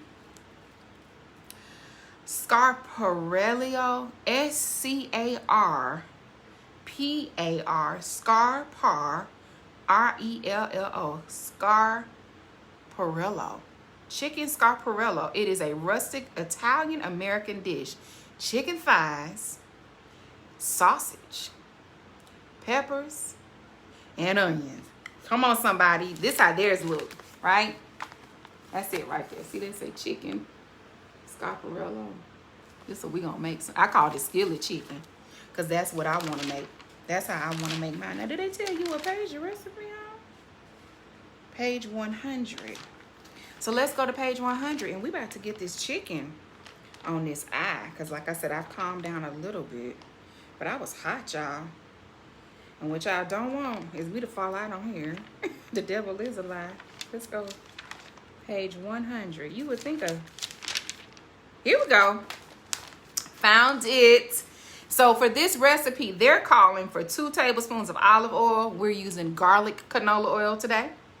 They're using 8 ounces of sweet Italian sausage. We're going to use some Tennessee Pride, I think is what I have. Yes. They're going to use 6 small chicken thighs, kosher salt and pepper, 1 large onion, dry white wine. We're not going to use white wine today, but now do I have some? Yes. We're going to cut the wine out because I don't know. Sometimes when I do things with wine, Big Ashley, he don't care for that too much. So I'm very careful with the wine. He doesn't like the taste of it. We are going to use some chicken broth. And they're using pepperdew peppers in brine. We don't have pepperdew peppers, but we got some bell peppers. Fresh rosemary. I got some rosemary in the jar. And chopped parsley for sprinkling and crusty bread for serving. So listen, they tell you to heat your oven. They want you to put your sausage in the oven. We're going to cook our sausage on top of the stove and sit it to the side. And then they tell you season your chicken. Our chicken has already been marinating, right? They tell you to season the chicken with the pepper, transfer it to a plate after you fried it in the pan, take all the fat, and then add the onion. So we're going to do this a little different, right? We're going to use some of... Yes, how you say it, Risa? Have you seen this before? You know your friend always trying something. We stay remixing, me and you both. We're going to remix this today, okay? And we're going to do it our way. We're going to do it Tay's way, Shanté's way, right? The Tay way. That's how we're going to do ours. But we have, for the most part, the concept, right? So let's get to it. I'm going to raise y'all up a little bit. Oh, I need to get something while I was sitting here at the refrigerator, some butter. Let's see. I don't need y'all to be all up in my refrigerator with me. Yeah, I told y'all I had to sit down. Let's see. And I do have some wine for those of you who might be questioning. Y'all already know. Gotta get that extra creamy in that black box. That's it. Need that. And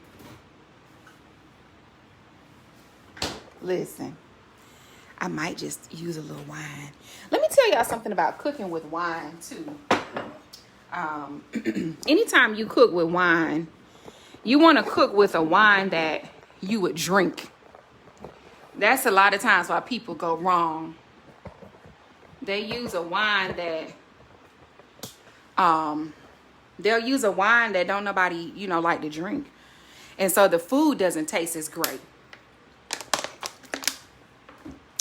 So, we're going to put our, got it, nice and clean on our eye. I'm keeping it on low. And I am going to walk us over so we can cut up our onions, because we're going to use a little onion in here today. Okay? So let's step over. And you all can see.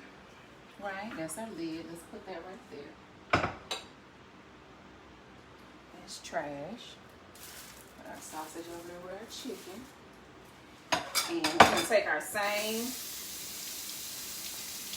little cutting board that we use for our corn. We're going to use it to cut up our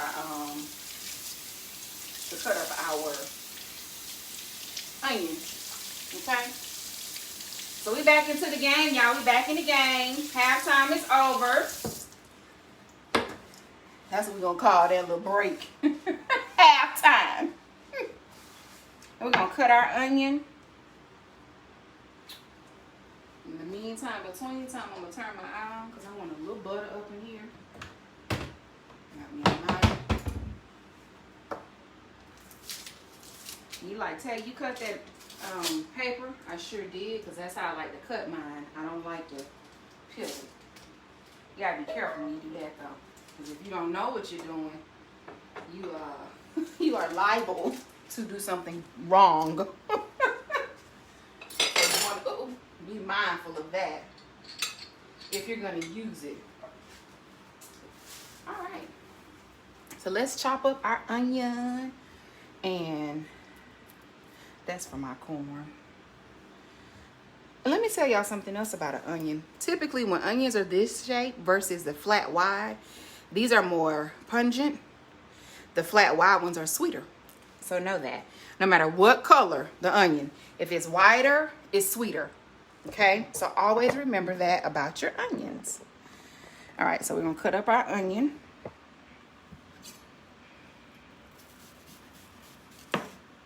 Let's scoot over just a tinge.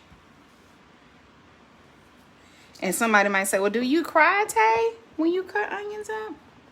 No, I don't have tears like that. I guess I've been cutting them up for so long, y'all. I like to get this little funny piece off the edge. Make sure your knife is strong or sharp, not strong. I'm thinking about these onions. Make sure your knife is sharp, and if not, get your knife sharpener. I showed y'all my little handy dandy. There you go. Got this one, I think, from like Walmart or somewhere. I don't know why this is acting ugly. Tell you what, though, don't worry about it. Some people eat that outside layer. I've learned over time, sometimes that outside layer, you just peel it right on off.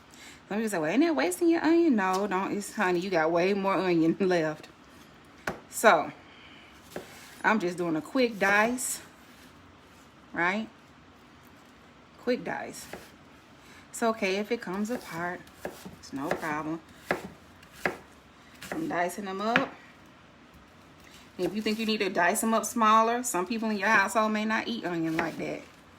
My folks, however I cook it, they'll eat it. Now, little Ashley, she's not a big fan of onions, but she will. She'll pick them out, or she won't even notice that they're in there. Okay. So there's our onion. We're going to throw this piece away. Don't forget that part. We got our eye and our oil.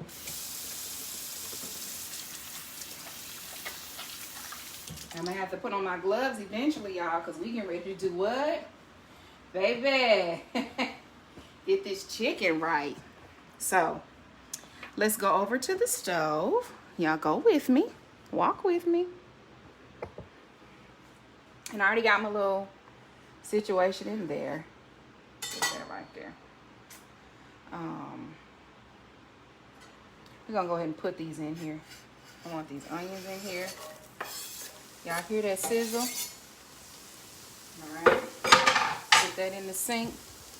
Get y'all a little closer. All right. Make sure y'all can see. Okay. And I also want to use in this dish a little. You see, y'all know I told you I don't do all that measuring. Some things I measure. Baking is when I measure the most, because baking is one of those situations where if you don't put the right stuff, your chemistry is going to be off, right? So you want to be careful with that. Now this is for macaroni and cheese, but I'm putting this in the sink. So we're going to use it. Well, we're not going to use it again. Now, because I'm not using anything that's sticky, of the butter, we're just going to saute these down. Don't y'all love this little pan? This is the cutest. I'm going to saute these onions. I'm going to turn it up just a tick. A tainch, as I tell y'all. Okay. Just a tainch. And we're going to cook the chicken all the way through together. I'm going to turn this fan down because it seems like it's taking my air off my eye. Okay.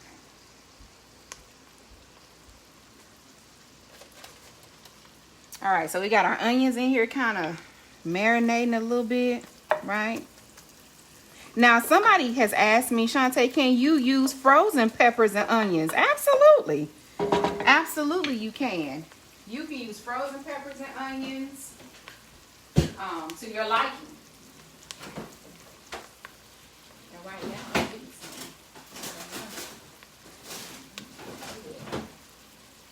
All right. A little earring.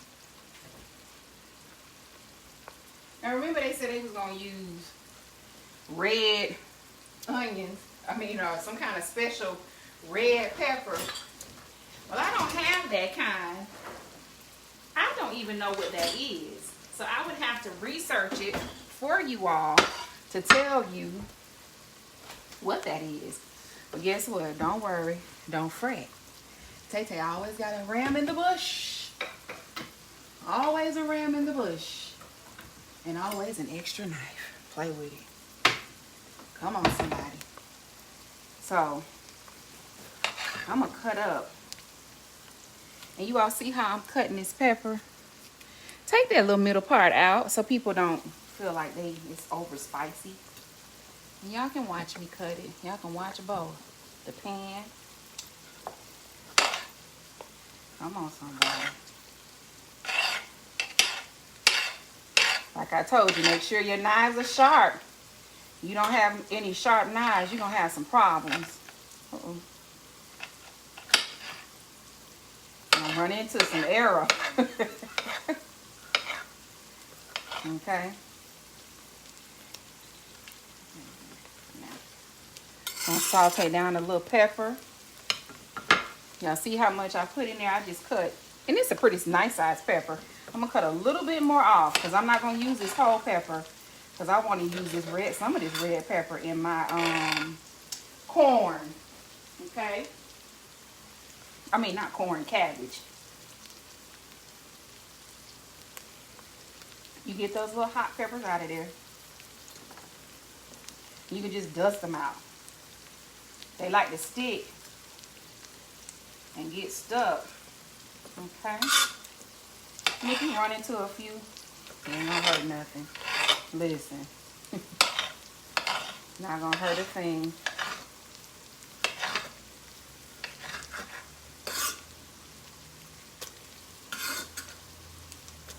That's that on that. Hello. Continue to wipe down your area. Like I said, you don't want no whole bunch of, foolishness going on. Rinse and wipe. And if you have a garbage disposal, use it. Use it. Alright. So we've got some sausage here that I use for breakfast. Some just regular old Tennessee mild pride. All I'm doing. And so I am using my hands for this one. Like I told you all, you use you some gloves. I'll go ahead and get the gloves because that's going to be extra messy. I'm going to put my gloves on for this, y'all. Uh-oh. Drop something. And then when you drop stuff on the floor, y'all don't have to pick it up right then. Sweep that stuff over out your way. Especially in a situation like what we're doing. Let me get my other little glove here. So y'all see that's just sauteing. You see it browning on the edges. That's where that flavor comes into play. Where it's browning. And I'm careful about gloves too because of this heat. But we're going to use them. Danny, I'm going to turn my bling around so I can put the glove on. Some people take their rings off. Hey, you do what works best for you. Okay. So as you can see, let's stir this around a little bit more. Okay. And you see how I cut that up, but the knife didn't go all the way through, so I probably need to sharpen my knife a little bit. Right. You say cooking 103, mama. This advanced cooking. Yeah, this a little advanced today. And it's gonna, like I said, today is gonna be one of those whole entire cook with me. So I'm gonna take this sausage, and all I'm gonna do, y'all, is crumble it up in there. And you can take your thing and crumble it when you get it in there if you want to, and just squeeze it all in there. All right, and do it like so. Do it like that. And throw your stuff in the trash. Y'all keep telling me, don't. Listen, I'm going to always talk about the cleanliness part. And I'm going to wash my hands now. I'm going to wash my hands with the gloves on. Because I'm not going to take my gloves off. Now, I'll tell y'all my go-to is Dawn detergent. That's what I constantly wash my hands in. Whatever I wash my dishes in. Now, I'm laughing because my mama always say I use too much bleach in the kitchen. Well, and then she said I killed my dog. She said I probably killed poor Tiger because of the, because I always was using bleach. Now y'all see how I'm just chopping this up in here, this sausage. There's no pretty way to it. There's no rhyme or reason. You just want to make sure it is done. So there's nothing elegant about it, okay? Nothing elegant about this sausage. You just want it crumbled up. And you want some nice hearty chunky pieces as it cooks. Okay? Just some nice chunky pieces. You see I didn't put any salt and pepper in here. Now let me tell you all something about your onions. If you're trying to get the juice out of the onion, a little salt will take that juice away from your onions. Okay? So if you say, well, Shanté, I got too much oil in here, or it's not, you know, cooking up right, and you know that sausage is going to render you some additional fat. If you got a good sausage. Now, for those of you that might be vegetarian or vegan, let me look at y'all. That's not my ministry. Okay? I love y'all. But vegetarian and veganism, that's not Tay-Tay's ministry. So I can send you to somewhere where you can learn how to do that. But once again, now vegetarian, pescatarian, I might can help y'all with some of that, because I used to be a pescatarian many moons ago, and I did it for a couple of years. Now, as far as a vegetarian, I can probably help y'all with some vegetable, you know, because we do a lot of vegetable dishes here. Some nights we have all vegetables. But as far as my, you know, let me put it to you, I stay in my lane. And I know that my lane, my ministry, it involves meat. It involves sweets. It involves sugar, right? So just know that I love y'all, but I can't help y'all. Y'all can watch, you know, or something. I might convert y'all back to eating meat. Hello, somebody. Conversion. Remember, I talked about that conversion. So some of y'all, you know. Hey, I will tell you this, though. If you are vegetarian or vegan, because Big Ashley doesn't eat meat. But as of recent, I'm telling y'all, he done ate some chicken. He ate some of that barbecue chicken that he grilled the other day. He ate some. But he hasn't been eating meat because he's lost quite a bit of weight. And he's still losing weight. So hats off to him. Me and Lil Ashley, we eat meat though, honey. And I will tell you all that if you are looking for another meat, like a meat, and y'all see I'm constantly moving this around, right? I'm sorry, I'm talking to y'all. Use mushrooms. Different types of mushrooms. Oyster mushrooms. Because I have had to do that for him. So just know, and I buy some of those special, like, kind of high-end mushrooms. There's this place here, they sell different ones in a box, all kinds of mushrooms. And I think I made a video, so I might share that with y'all too. Okay, so let's get back into our chicken. What we called it, how you pronounce it? Scarparello? I'm gonna look that word up and get the real phonetic pronunciation, okay? So we've got our sausage here cooking, right? And I am going to take this out of here. Yes, I am.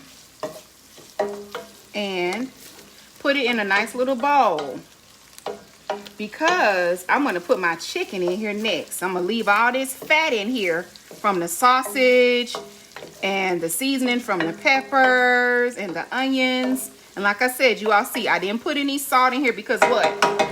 It's going to dry out my onions. And I need this juice. I need that roux, all that goodness and yumminess in the pan for my chicken, okay? So we're gonna transfer this stuff into a bowl. That one might not be large enough. Let's do this. Let's get us another one. And remember, I told y'all we doing it how I would do it on a regular day. Y'all are getting the insight on what this thing looks like for Shanté on a regular basis, on an everyday basis. So we're gonna transfer it. I just cleaned out the bowl that we had the cheese in. Recycle that bowl so you don't have a whole lot of dishes, or as my friend Reese say, a whole heap of dishes. Okay, and we are going to transfer. Now I'm not using a spatula, a spoon with holes. I pulled one over here, but I don't want to. This is the spoon I want. I want this spoon because I like this spoon. I'm gonna transfer that out of there. Come on, somebody. Y'all see it. It smells delicious. This, let me tell y'all, this right here, you could add a different sauce to it and put you some, get you some hoagie buns. I'm coming up with something else. I'm thinking about a whole nother dish while I create this. And I'm gonna turn my eye down just a tinge because it's frying up some. I don't want my oil to kind of get out of there. And if you have some remnants left in the pan, it's okay. Nothing's gonna, it's all good. You got to touch it, touch it. Don't be afraid. Don't be scared. Okay. Don't be afraid. And you're gonna notice those peppers hadn't cooked all the way down, but I don't want them to. I want them to be a little crunchy, have a little crunch to them. All right, so we're gonna sit this over out to the side. I am going to rinse my finger off. It's time for this chicken situation, right? So I am going to add, cough that, a little bit more of my canola oil. And remember, we got using a wild garlic flavor. This is also from IKEA. Yeah, that was a quick save.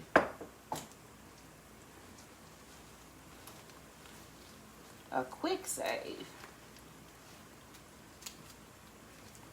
I'm going to get a paper towel to wipe that up, because I do not. Quick save. And then, like I said, you can come right behind it if you want to with a little, That's just me, y'all. Me and my cleanliness challenges. All right. So it's time to put our chicken in. Let's sit that over there. I use parchment paper today. Let me tell y'all why I use parchment paper. Because somebody used all my pressing seal and then put it back and didn't get no more. I was upset.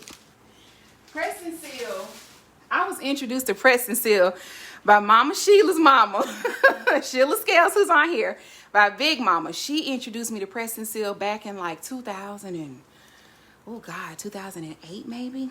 And I have been a pressing seal queen ever since. Yes, I have. So I'm turning my eye up a little bit, y'all. Because guess what we about to do? Yes. We turn up.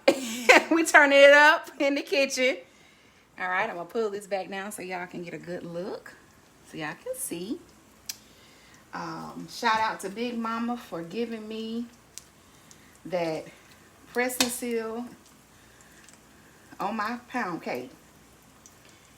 All right, so as you all can see, I'm draining off the juice just a little bit from my chicken. And someone may say, well, are you doing side down first? Yes, I am. I like my skin to get real crispy. Make sure my eye. And you can see the char in there. Come on, somebody. I'm using the skin chicken. Maybe I'll do 2 skin on and no, I want to do skin. Y'all hear it. And somebody say, that's almost like pan fried chicken, Tay. You call it what you want. It's the Tay chicken. Hello. Y'all see it. Play with it. I'm excited, y'all, about this dish. Oh, you know what I forgot to tell y'all about this chicken? Let's cut that down just a tiny. One of the #1 bases in here, I completely forgot to tell y'all, was Italian dressing. Lord have mercy. How did I forget to tell y'all that? When I told y'all the ingredients earlier. Let's scoop that over. So you see the chicken is in there cooking. It's doing its thing, right? I forgot to tell y'all, Italian dressing. That's where a lot of the base comes from on the chicken. I use just a regular store brand, no special brand, Italian dressing. Now, if you have a favorite Italian dressing, you can use that too. All right. So I'm turning my heat back up a little bit. And we're going to let that do what it do. Look at that. Isn't she so cute? And we're going to put that back over there. I threw my little parchment paper away. I got mad. I got upset. Okay. And you don't have to move them around a whole lot. Cook down a couple minutes. Okay.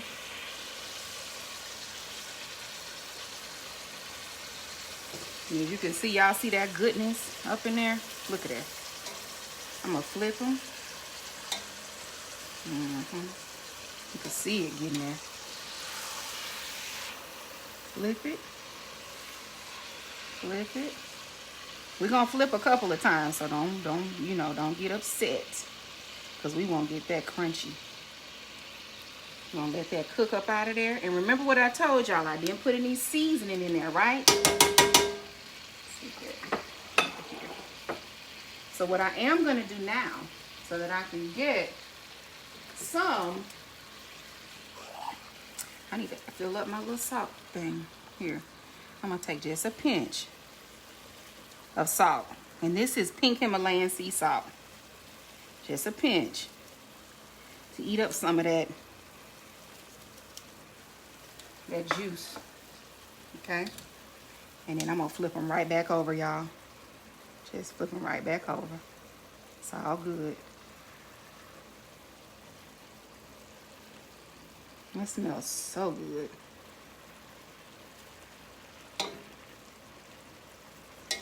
Y'all see how much juice it renders?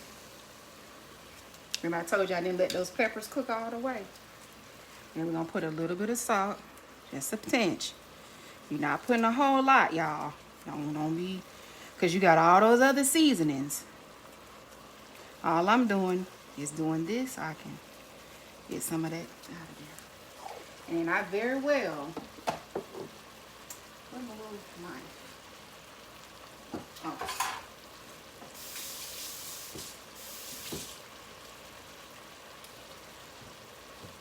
Y'all know I am about butter. We didn't use bacon today. We didn't use bacon butter today. But I am going to put a little more butter in here because that's what I want to do. I like that. When I tell y'all, this dish here, this going to be some good eating. Listen.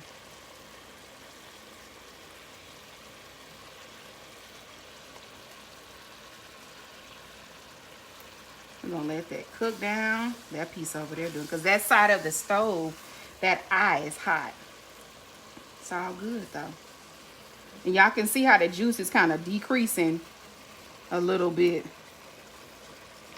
I like to get all that goodness up in there. That part right there. There you go. Come on, brown for me, baby girl. All right, so while that is doing its thing, y'all, I'm going to cut up the cabbage next. I'm going to leave this doing what it do. And I'm going to keep my ears open for it, okay? I'm going to check my mac and cheese, too. Look, let me show y'all something. I ain't going to show y'all that to the end. I ain't going to show y'all to the end, All right, so let's get over here into our, let's close that, our cabbage. All right, we're going to cut up our cabbage. Oh, let me see. Y'all with me? Y'all still hanging in there with me today? I told y'all this was going to be a long one.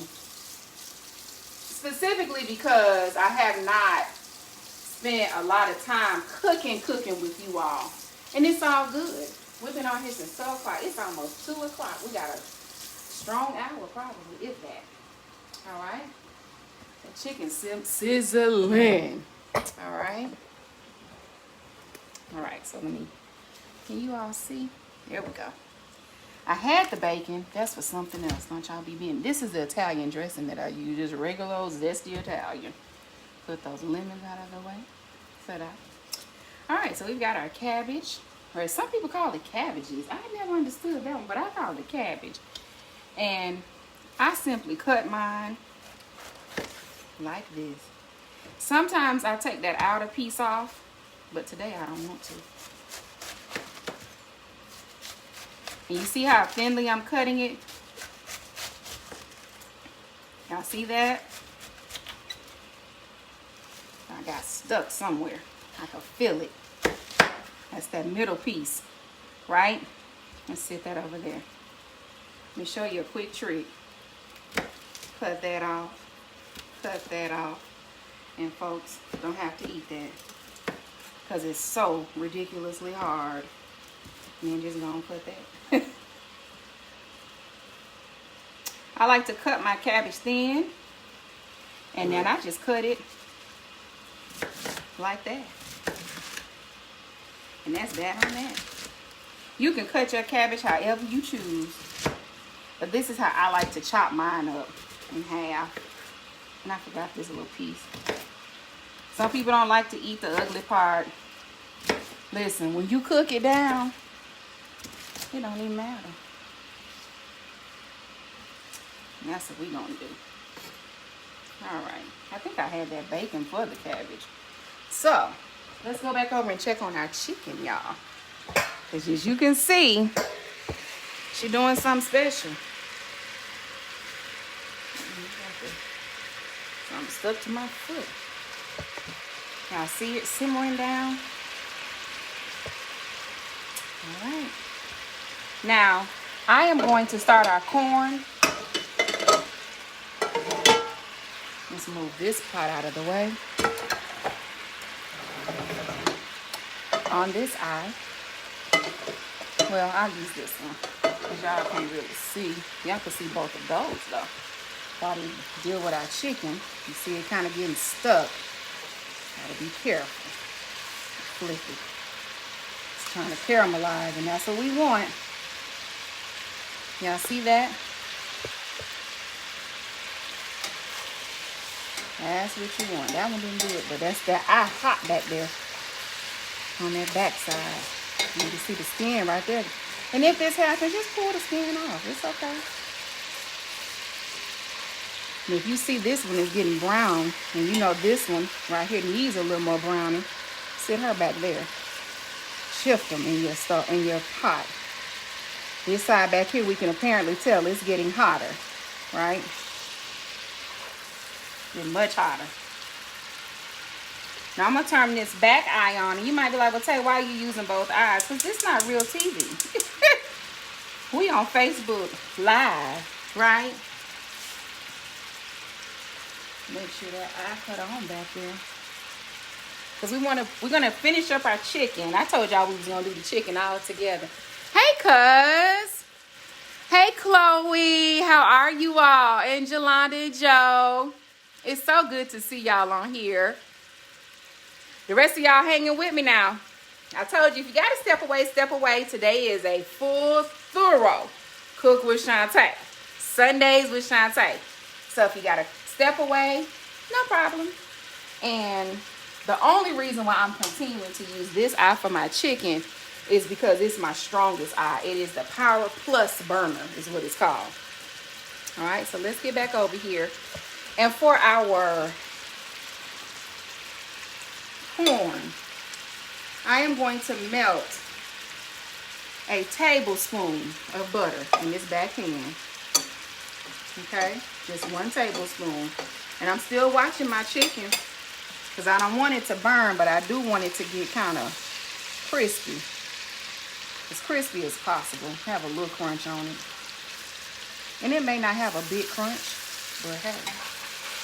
See, yep, there it goes. Y'all see it? It's got a getting a little brown on there. That's what you want.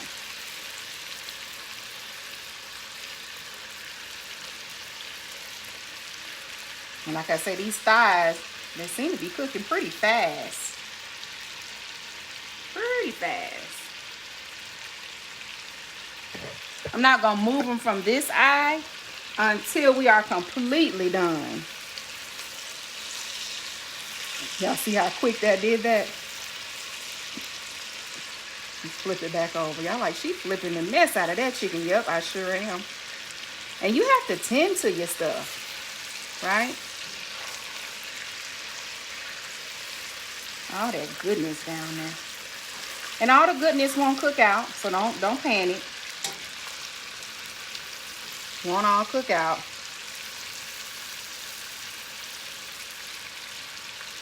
My butter is still melting in that back pan. Yes, it is. I just want a little char on this skin. And then y'all gonna see what we gonna do. All right. Got a little more char. I'm gonna have to turn that piece this way,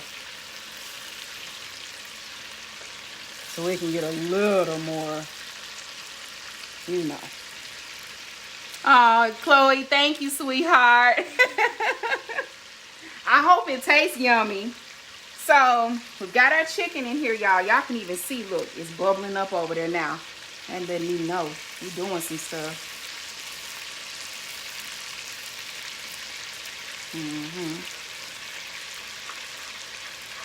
My little onions in here handling their business.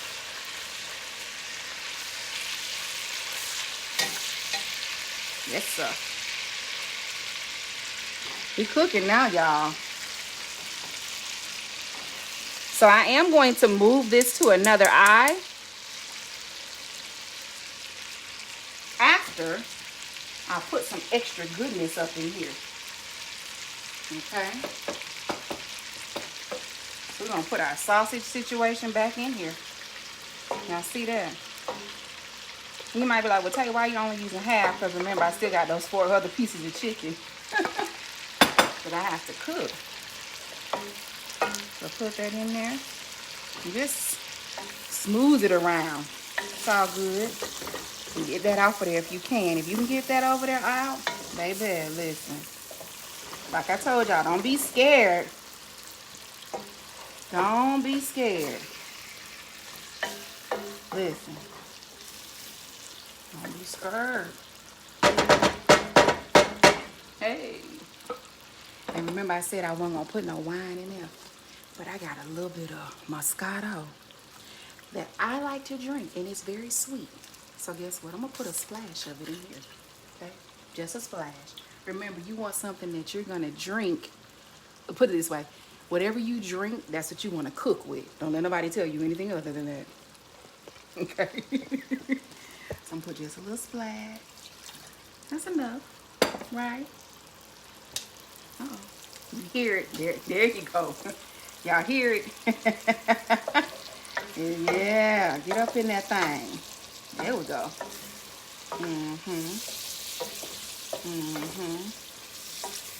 You can even smell it. And I'll tell you, the hotter the temperature is, it's going to cook out that winey taste. Okay? Now let's put some, oh look, I have to show y'all this is my real seasoning drawer. So we're going to put some rosemary in here. We got a little rosemary. We're going to put in here, because that's what the recipe said now. We're going to do some rosemary. And I'm just, y'all can't see, sorry. We're just going to sprinkle a little rosemary in there. Come on, somebody. Play with it. And then I have a seasoning that I love. And I don't see it. Here it is. This is a Dixie Pride. I got this from Max Meat Market in Winter Haven, Florida. It is what my go-to is for my green beans. But I'm going to sprinkle just a dash. Well, that ain't going to be a dash. Just a dash. It's something about it that give it. It's something about it, y'all. Didn't put much. You saw that, right? Just a sprinkle. And some people are afraid of seasonings. Don't be afraid of your seasoning. Don't be afraid to season your food at all.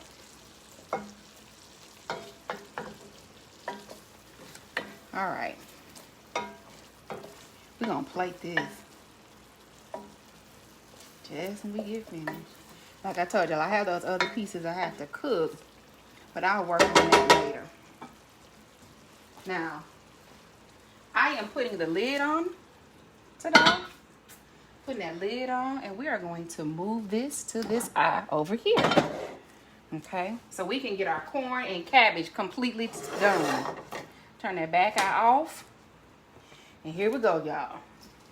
Once again, for my corn, I got a little brown butter. I told y'all the other day, they were like, what is brown butter, Tay? I told them, honey, butter that's just been sitting in there getting brown. That's all it is. For our chicken.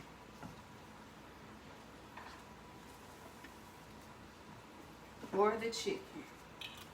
So, for our corn, we've got corn, right? We got something that I love to use.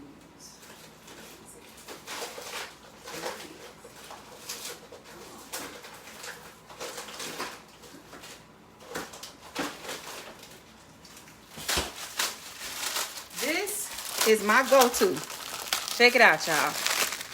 Seasoned blend. This actually is from Publix, and this is onion, celery, and bell pepper. Onion, celery, sweet red peppers, sweet green peppers, parsley flakes. That's what's in this. This is what I use for my fried corn.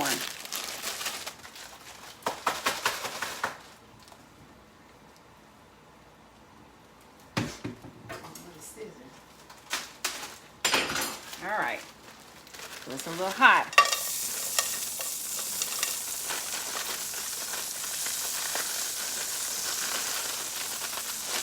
Sprinkle them in there. Well, if I can get it out the bag, y'all. All right, that's plenty. That's probably about a half a cup. You just gonna saute those down. Right? The eye is already pretty hot. It's wet, is waiting, and it is ready. And I may have to use a wooden spoon for that because I need to be able to, my spatula. Remember the spatula we have for the macaroni and cheese? We're going to use that for corn.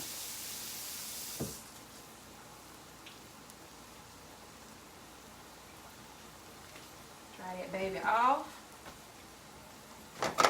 And like I said, typically this day would go shorter if I weren't giving instructions and, you know, showing y'all different things.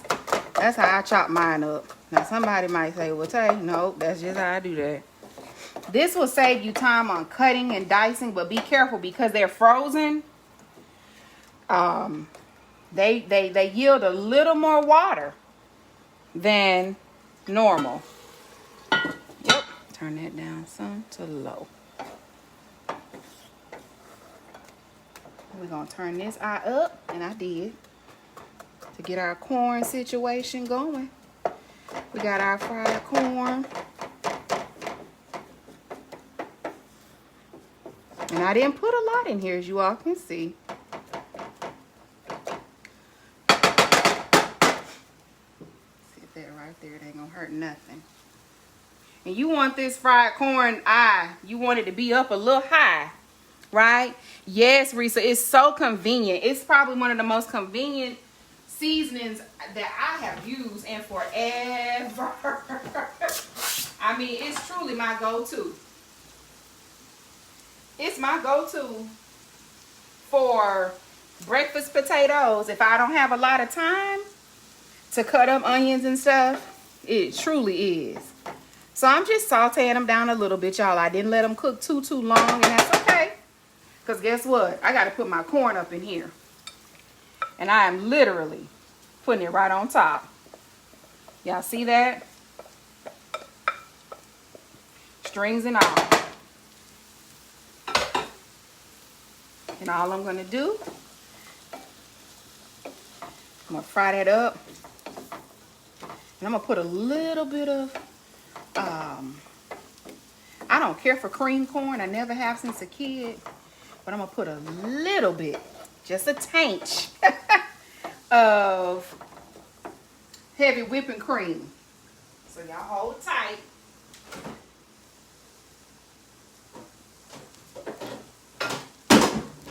Wowzers. That was tight. Tight and wrong.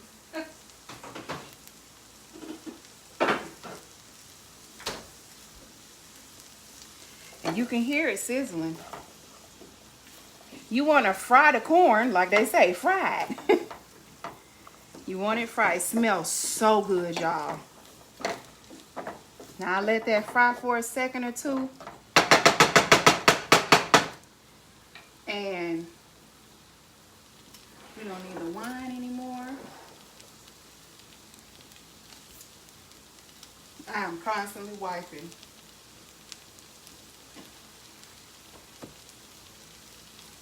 I do want to put a little salt.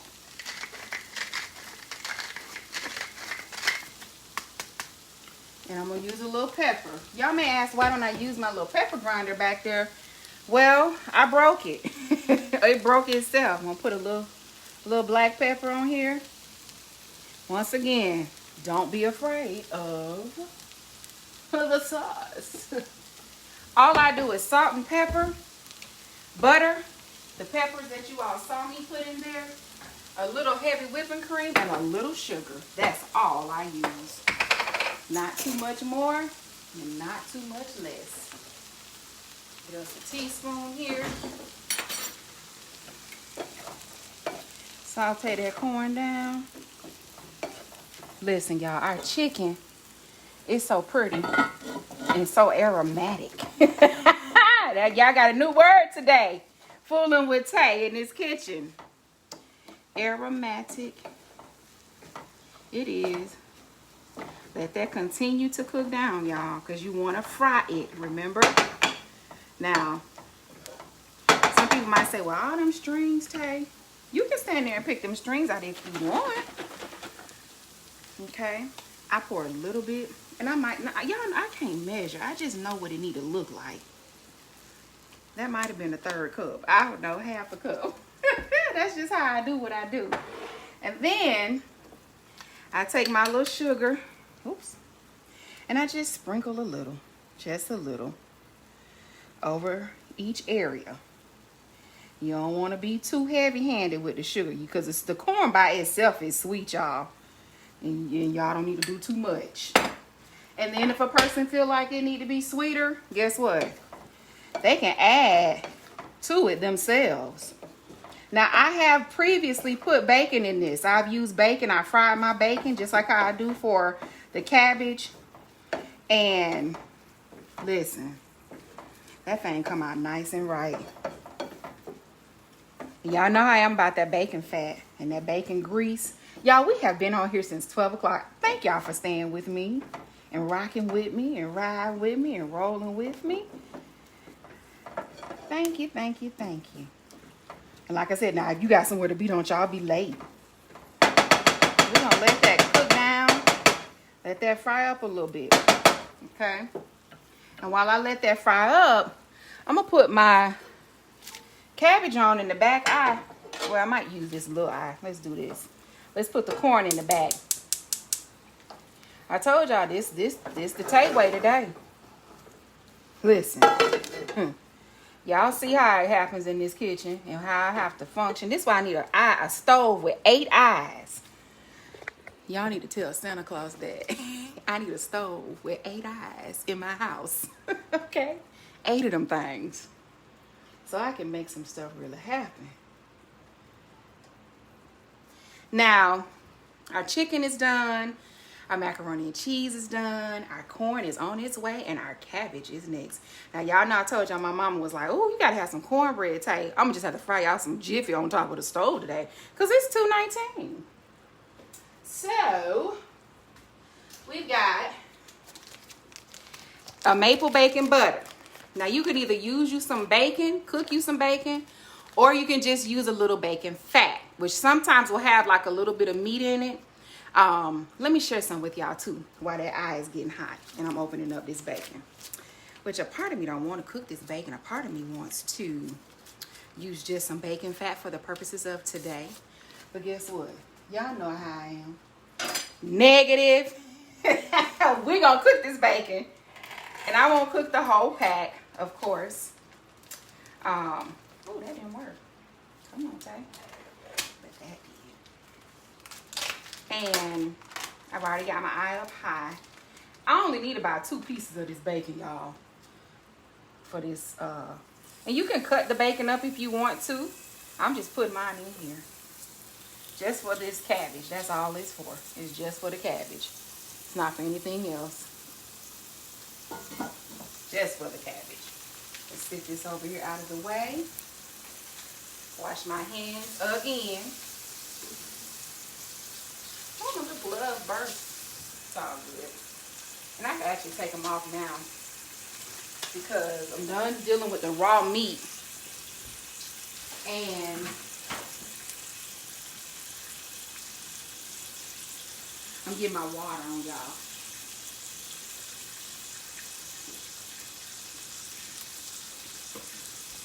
So we got that bacon cooking up back there. Taking that powdery stuff off my hands from the gloves. Got our corn in the back doing this thing. Let me show y'all what it looks like once it starts really frying up. Y'all can see. Take a look at how your corn should be looking. Can y'all see that? Okay. So your corn is bubbling, right? The corn is doing some stuff, y'all.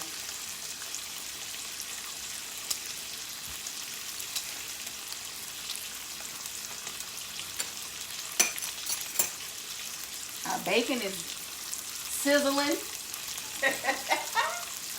Our bacon is sizzling, and we are going to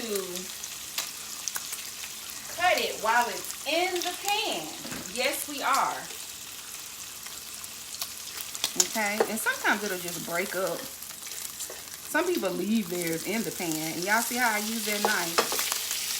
Now, I'm getting real,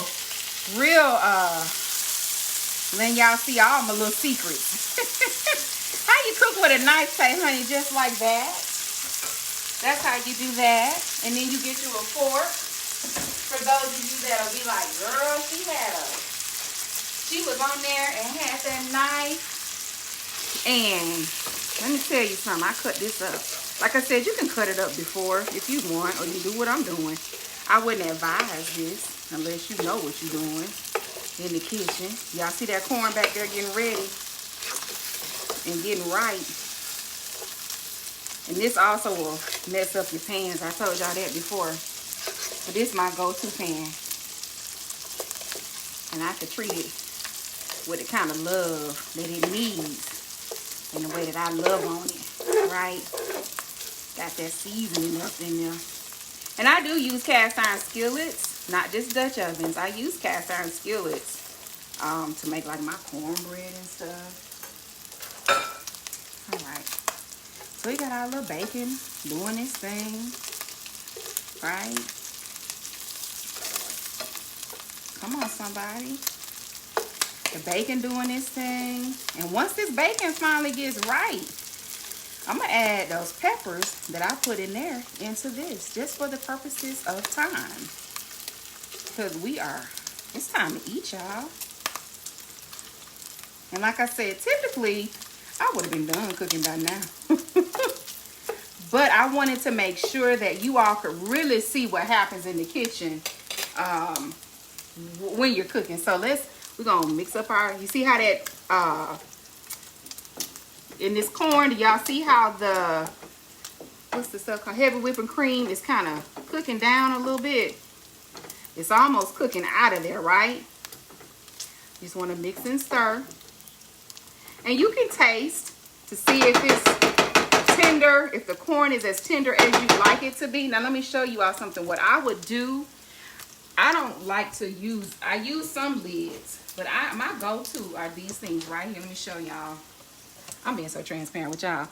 Is these little foil sheets. Listen, my family loves them, and I do too, because they do really well.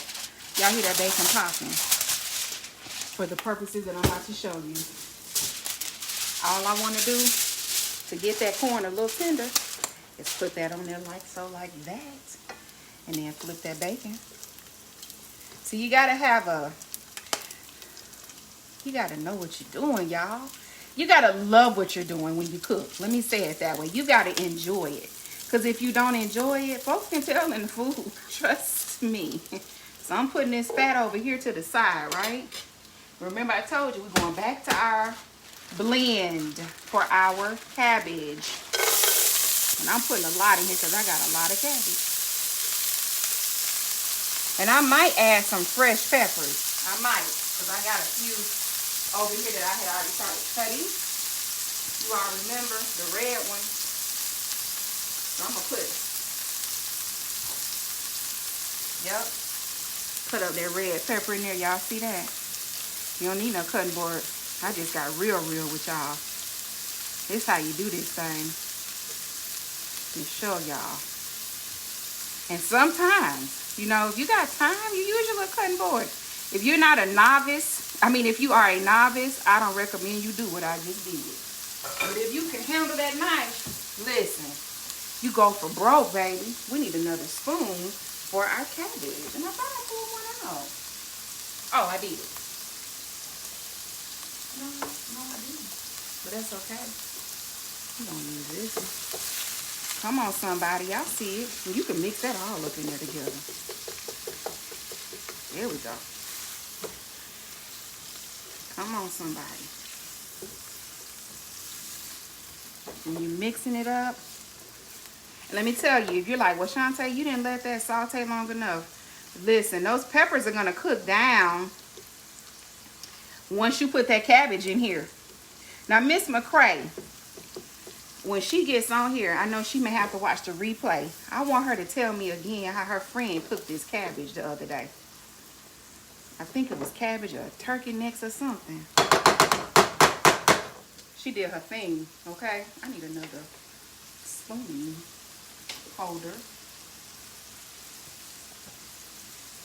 I could have pulled that tray down. That little thing there, right? And there's a part of me that wants to add the rest of those onions because I don't think this, no, enough. I'm going to finish off that bag.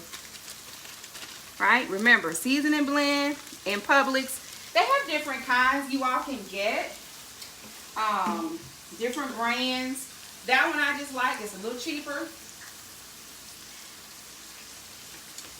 But it also gets the job done. Okay? In a few little minutes.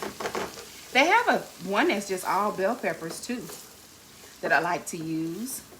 I like to use these. I like to mix them when I make my potatoes, like my skillet potatoes. Listen, turn that eye down back down that corn. There we go. It's doing some stuff. Y'all see how I peeked at it? You gotta peek at it. There we go. And like I said, I don't like to use the lid when I'm doing certain stuff in the kitchen. I like it just like this right here. This the Tay way. Welcome to my kitchen, where my kitchen is our kitchen. Come on, somebody. How are y'all doing out there too? I know y'all are paying attention to what I'm doing, but I asked a question earlier, like, what do you all like to cook for Thanksgiving? I got real Tennessean then, huh? For Thanksgiving, what do you all like to prepare? And what do you all like to do for, like, appetizers? Because those are always fun. They're my favorite, I'll be honest.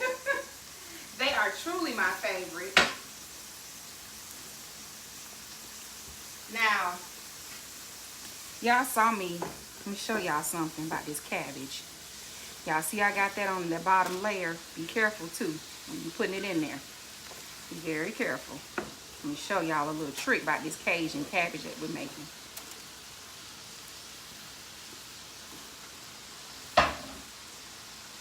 What I like to do is layer my seasonings. So with the cabbage, I start, y'all see me taking that lid off, right? Ain't nobody got time for that. Sprinkle, sprinkle. I take that lid off and I layer that seasoning on there. That garlic powder does not have salt. It's just good flavor. So I use garlic powder. That's the first ingredient.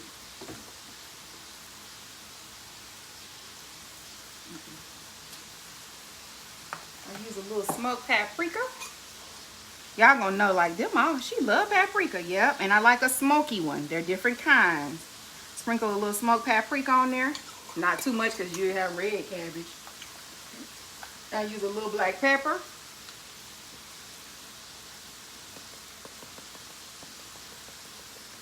That's it. You want to put it just, you know, kind of, I call it balance. Make sure you put enough over everything, right? I use a little lemon pepper. Yep, and this, because this is a Cajun cabbage. I'm going to show y'all what makes it Cajun in a minute.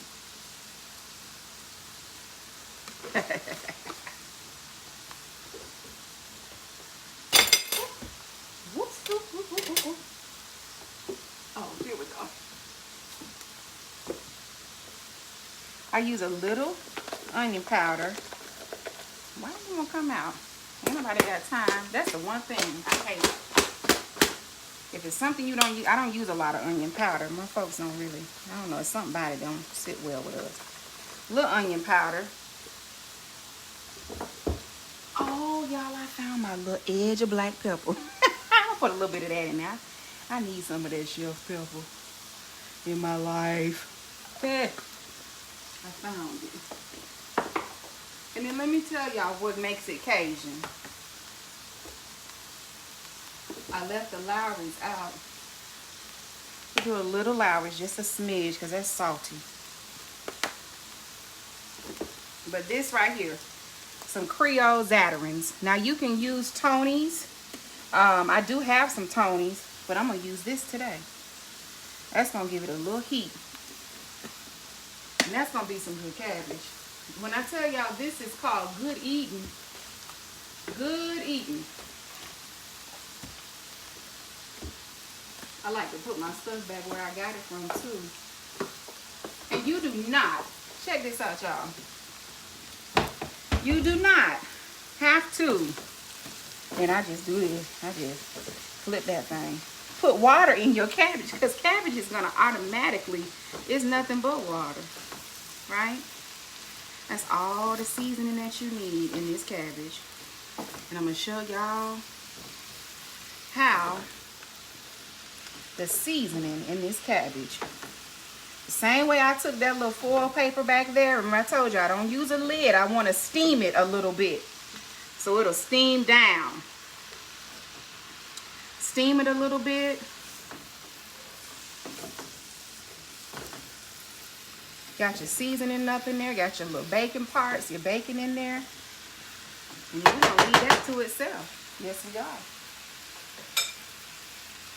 We're going to put another one of those little foil sheets I told y'all is my go-to when I want to steam something. I don't like to use a lid. Now, do I have lids? A whole cabinet full of them. They come with the pans when you buy them. Right? And be careful right here. Turn your eye down a little bit and let that thing, let it ride. Don't bother it no more. Just leave it like it is. Let's check our corn. Look how that look, y'all. Isn't that beautiful? Isn't that beautiful? Listen.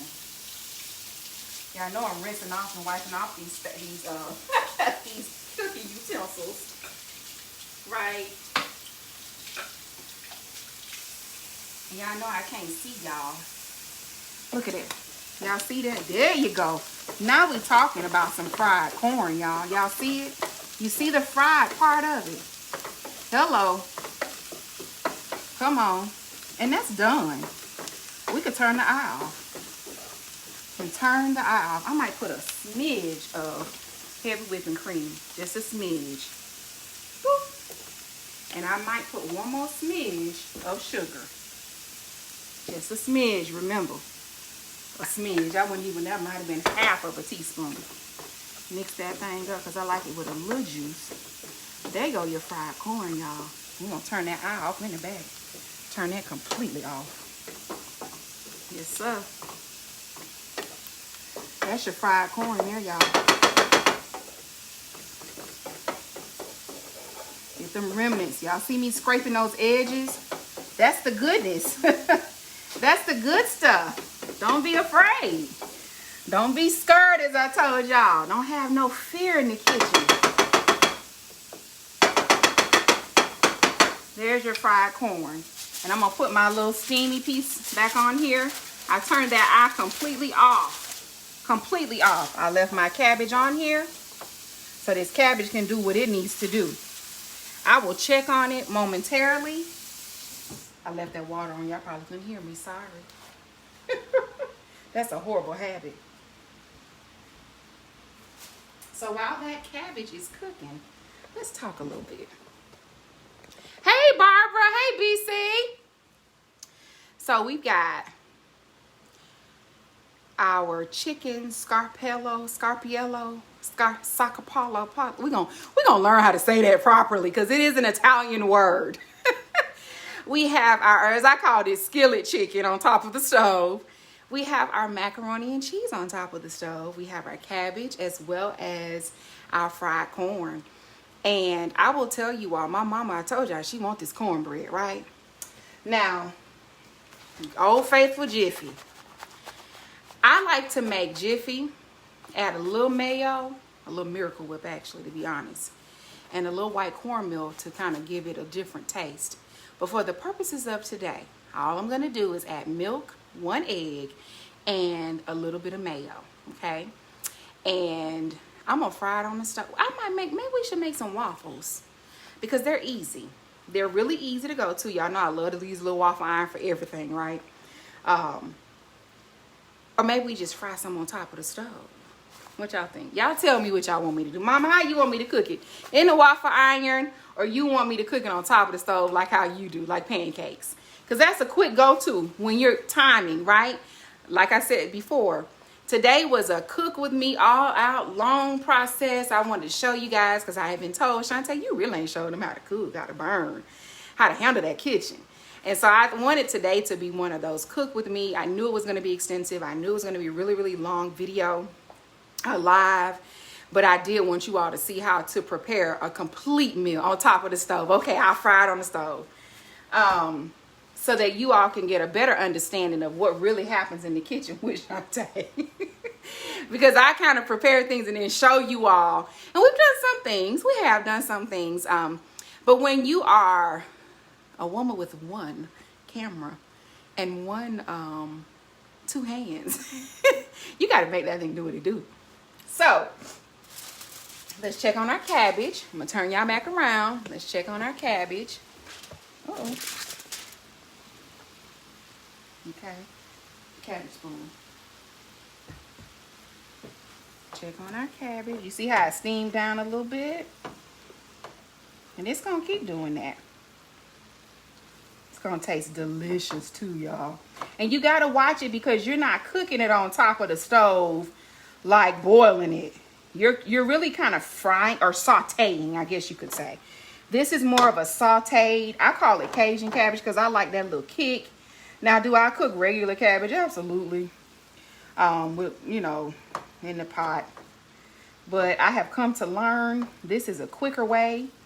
Doesn't take me as long. And the people who enjoy it the most is why I cook it like this. They love it. But I do like to cook it down. Okay. So I just turn it around a little bit.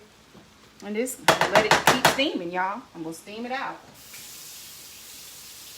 Now, for those of you, like I said, that like that oven cooking, we're going to do some of that a little bit later. But I'm going to make sure that you all have the gist Thank you, Mama. Thank you, Miss Wanda. So I am going to continue, but the next videos, they won't be as long, because guys, what I'm going to do for the other ones, I'm only going to do one thing at a time, because if not, y'all going to be on here all day. So, and I don't mind, because I love doing this. But I will do, like, show you all how to do the yams, and I may do the yams on top of the stove and in the oven, right? That'll be one item, but you'll learn how to prepare it 2 different ways. The dressing, now that one, listen, that's a 2-day process. I don't know about nobody else, but when I prepare my dressing, I dry out my bread, my toast. I get that cornbread done. Sometimes I might cook my cornbread 2 or 3 days before I make the dressing, okay? You like oven cooking. I know, Mama, because it's easy. And you don't have to stand over the stove. When you put stuff in the oven or the crock pot, you dumping it in and going on about your business. You got to be careful with the timing in the oven, though, and the temperature. I just shared with one of my close girlfriends, low and slow in the oven, because she says she cannot prepare anything in the oven. It either comes out undone or overdone, overcooked. Low and slow in the oven, unless you're broiling meat. If a recipe calls for a certain temperature and you pretty much measure to the T, right? Then you might want to have the temperature up like they ask you to. That pan chicken that we did, they cooked theirs in the oven first and then did all the sausage and all that kind of stuff. I did it the Tay way, okay? So I'm gonna mix our cornbread together and then get our little pan ready for us to cook it on top of the stove. Yes, low and slow, Mama. Yes, low and slow. You can't rush the oven. You really can't rush cooking. Like I said, if you do it on top of the stove, you might, hey, you get in there, you can get some things done. Let me get the egg. Let me get some milk for our cornbread and the mayo.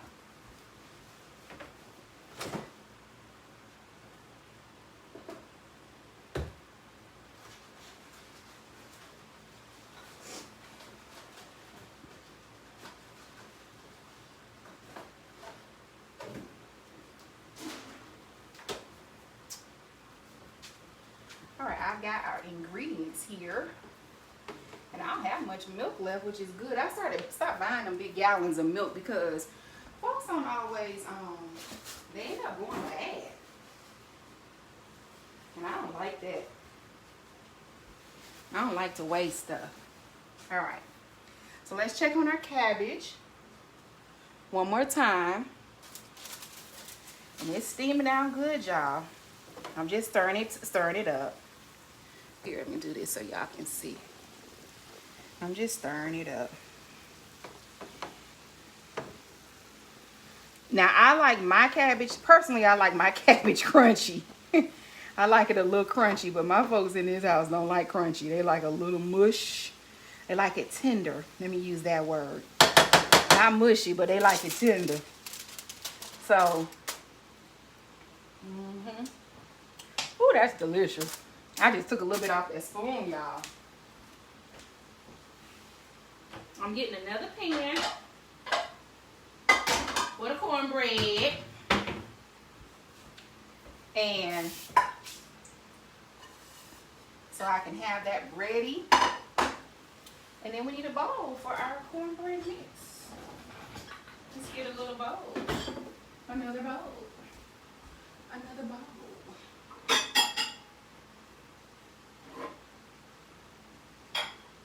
Plenty of dishes. And that's another thing people say when they cook. Well, that's using too many dishes, Tay. Well, how else you think you're gonna cook? Okay, so can you all see that? Let me bring you a little closer. Right? And keep in mind, these items that are over here, we've already used them. But we are going to, I had to put that chicken in the refrigerator. This got to be the world's biggest egg, large egg I ever seen. It's huge. And I know the box tells you all to use a 1/3 cup. I don't do all that. I just pour until I know how much I need. It is. I just pour a little bit in there. And then I take my Miracle Whip and me a pretty nice size spoon. Let's get a big spoon here. A teaspoon will work. And I just put about that much, okay, not a whole lot, of Miracle Whip in that cornbread. And we're going to mix it up, and then we're going to pan fry on top of the stove. And then we're going to plate our food, and we're going to eat. How about that? Okay, that's all I do, y'all, to the cornbread. Somebody might say, well, Shanté, why do you use that Miracle Whip or mayo? It cuts the sugar just a little bit, in my opinion. It gives it a little, I don't know, a better taste or something. That's just my personal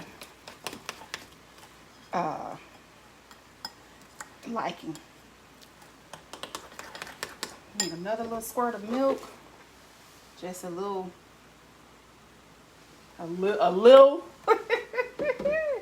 Just a little bit. Give it some more agility. Loosens it up a little bit because you don't want it too thick. You don't want it soupy either. It's jiffy. It's not real cornbread. Well, let me not say it's not real cornbread. Sharonda said, what does the mayo do for the cornbread? Oh, like I said, Sharonda, it just gives it a milder taste. It's not as sweet. Now, when I make real cornbread for my dressing, because I'll do a Jiffy. I use Jiffy, toast, or white bread.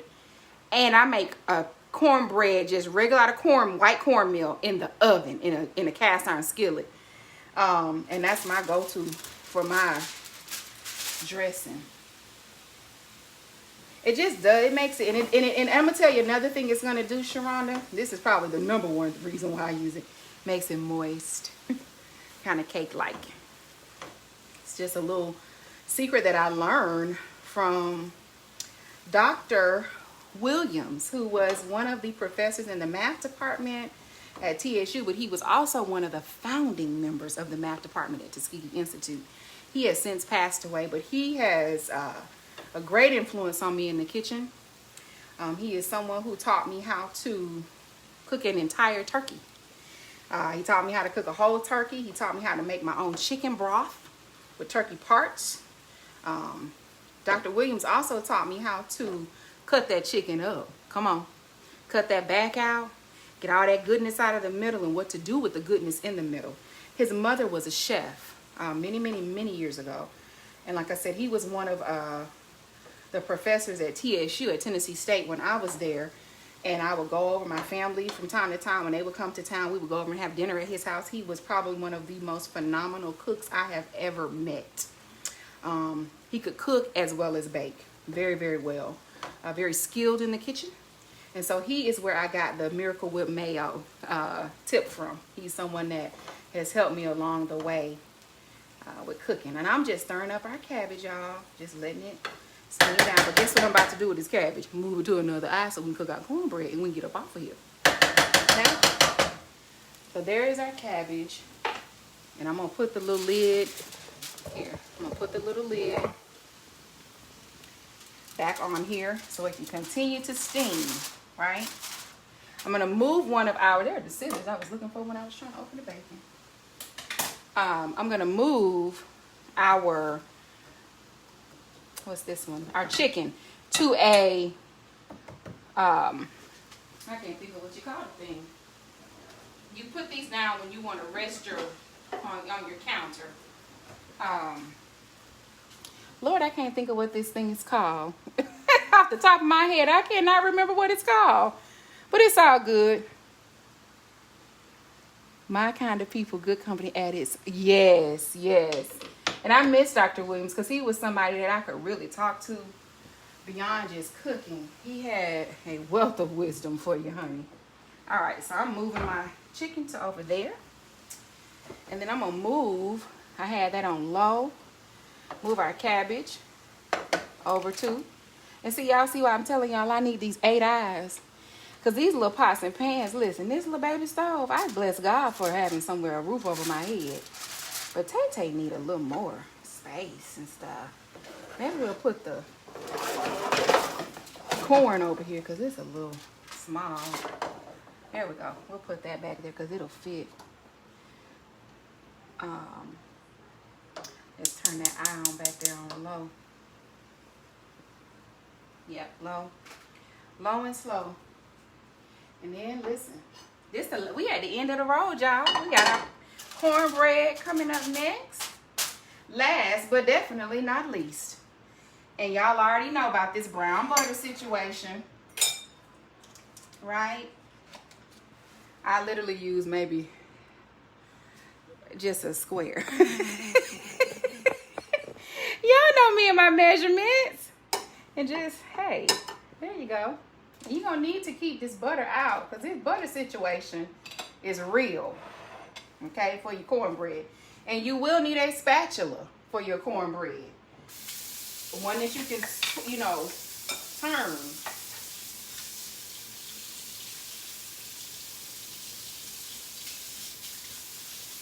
One that you can turn.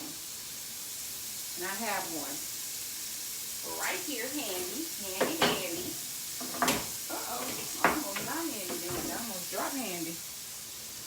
Get you a real nice spatula, okay? And I just let that butter simmer. You can see, y'all, listen. I've been getting in trouble for turning the water on and leaving it on my whole life. The running water just gives me a calm and a peace. As you've noticed probably twice, if you've been on here the whole time, I have had to turn that water off a couple of times. It just calms me down. Nevertheless, back to the cornbread. Because I was like, they can't hear me talking for the water. Here, let's get y'all a little closer. All right. So you can see that butter is bubbling up, right? Let's put that right there. And I'm going to let mine bubble up a little bit longer because I personally like a little light-skinned brown butter. Not like that dark brown butter that you just saw. But I like to use a lighter brown butter. So I like mine to get just a little hotter in the pan. And you can test it. You can take your spoon. Well, make sure you got enough. You can test it. It ain't gonna do nothing. Come on, somebody. That eye needs to be hot. And if you need to, you can turn it up. Because we're making cornbread on top of the stove almost just like pancakes.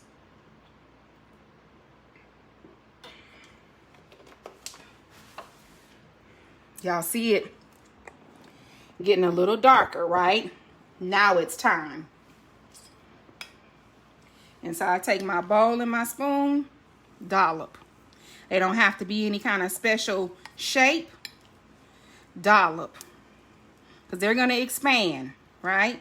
I'm going to make this one over here. We're going to push him over there around the corner. Just move him over a little bit. You can put a little more on that one if you wish. And keep in mind on my stove, this back eye situation gets really, really hot quickly. And you want to have something to rest your cornbread on. I like to use a real plate. A real one.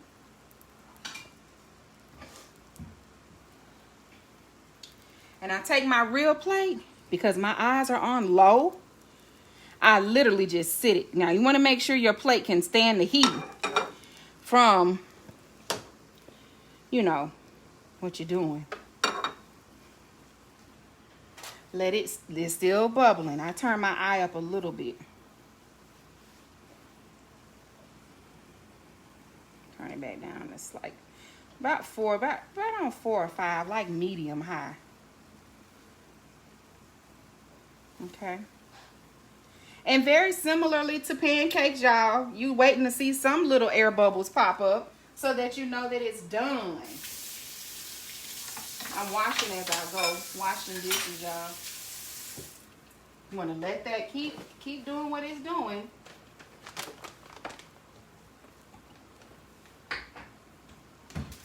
I'm putting away materials while I talk to you all. So I say, keep your kitchen, you know, clean so folks will want to eat. from your house. Because if your kitchen not clean, they're not going to eat. You can even see the crunchy, right?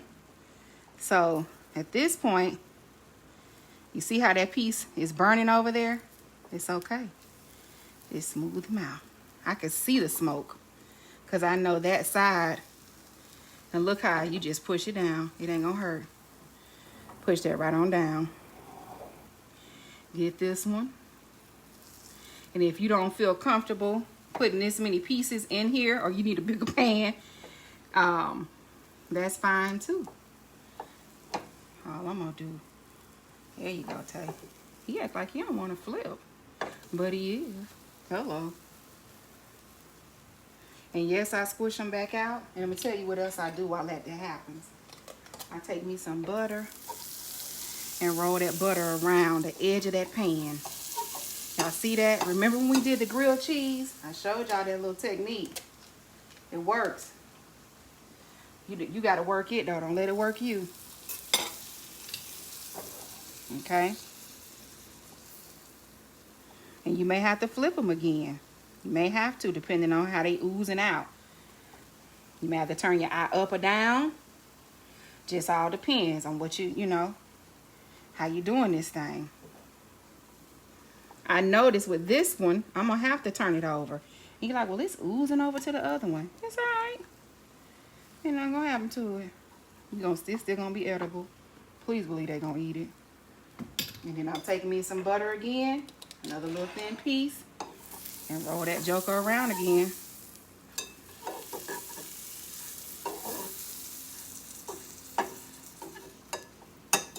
Now the next few pieces, y'all, that I cook,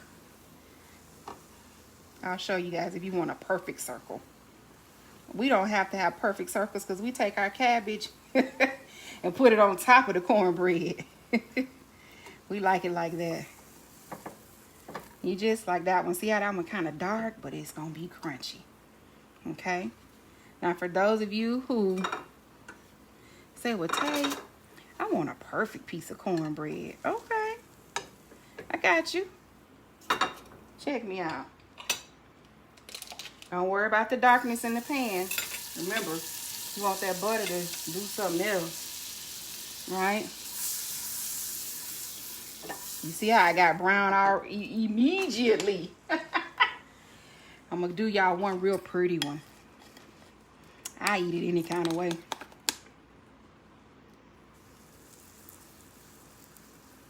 You just take your spoon if you're trying to make a perfect one. A perfect circle. You can even use an ice cream scooper if you choose. Okay?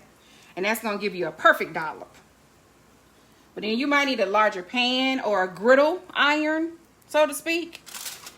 Yes, y'all, we doing good in the hood. I'm excited for y'all today. That cabbage steaming down.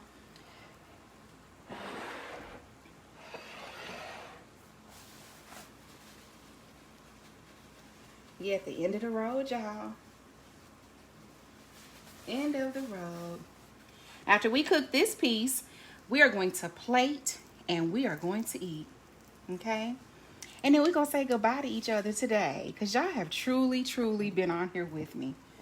And you can see I'm going a little faster, right? But see how I covered that up? You just got to know how to work with it and know what you're working with. And that little brown butter. My eye's almost on 2, y'all. But the pan is so hot and ready. It's hot and ready like Little Caesars. Now this gonna taste better than the Little Caesars. Listen. Don't y'all watch this and then go get y'all no pizza, no little $6.99. You get somewhere and cook you something. And then just keep flipping. So that one will get a little browner. All right, y'all. Thank you all for watching today. Auntie said slide the butter around. So it is officially 2:58 my time, Central Standard. You all have been with me since 12 today. Some got on a little later. Some of you will watch the replay. I'm watching this one last little round piece.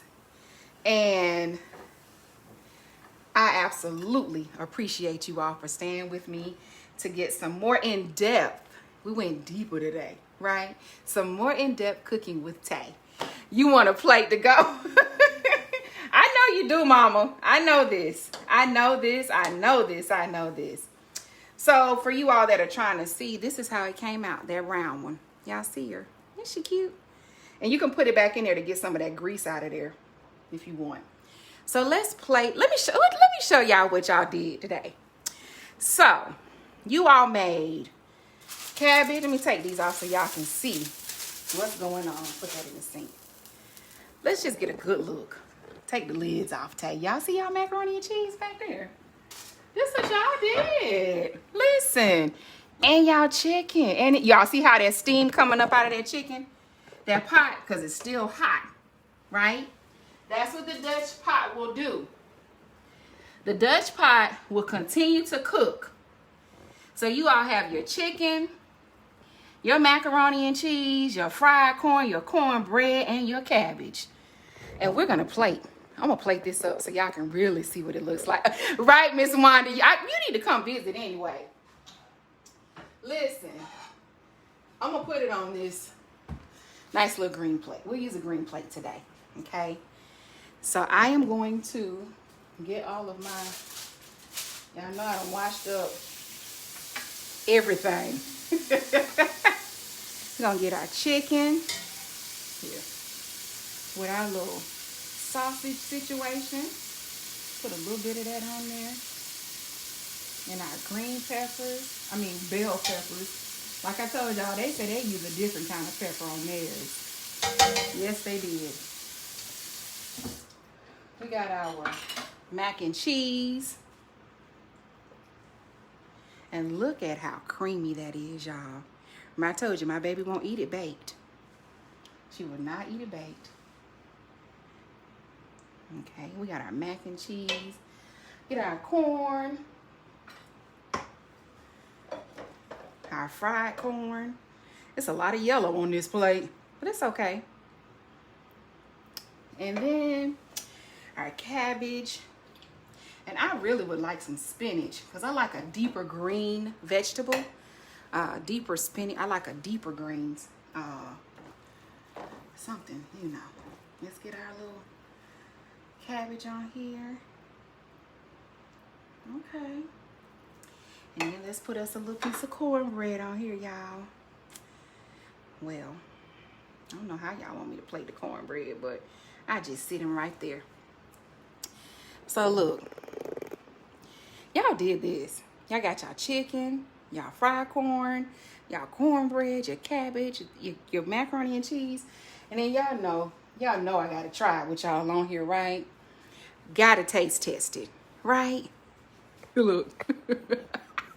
Let me get a fork for y'all. Listen, I have enjoyed myself today with you all. Thank you so much for joining me for Sundays with Shanté, where my kitchen is our kitchen. And so, the last but not least, Lord, we thank you for this food we're receiving for the nourishments of our body. We ask that you purge it, cleanse it, and purify it. In your name we pray. Amen.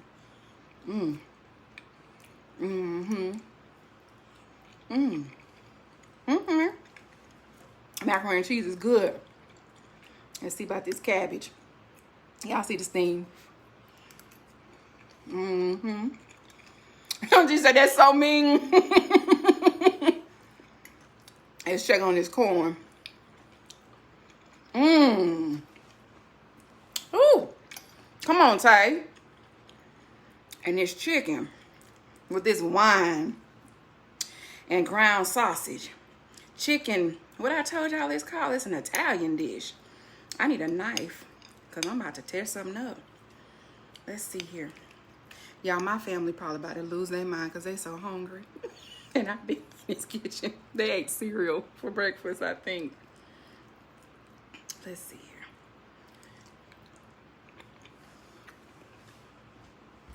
Boy, have mercy. Y'all, I got chills. Lord have mercy. My God. My God, my God. I ain't gotta taste that corn because I know what chicken tastes like. That chicken dish. Listen. That's something special there. That's something special there. What I'm gonna have to do to make sure y'all get it right is write a recipe, okay? With some instructions. Because that chicken dish, you want to serve that. Y'all want to have that for the holidays. I'm telling you. I love y'all. I am signing off now, loves. I hope to see you all this coming Saturday and next Sunday and possibly throughout this week. Have a beautiful Sunday afternoon. Enjoy yourselves. Enjoy your family. I love you all with the love of God. Be blessed. Bye, loves.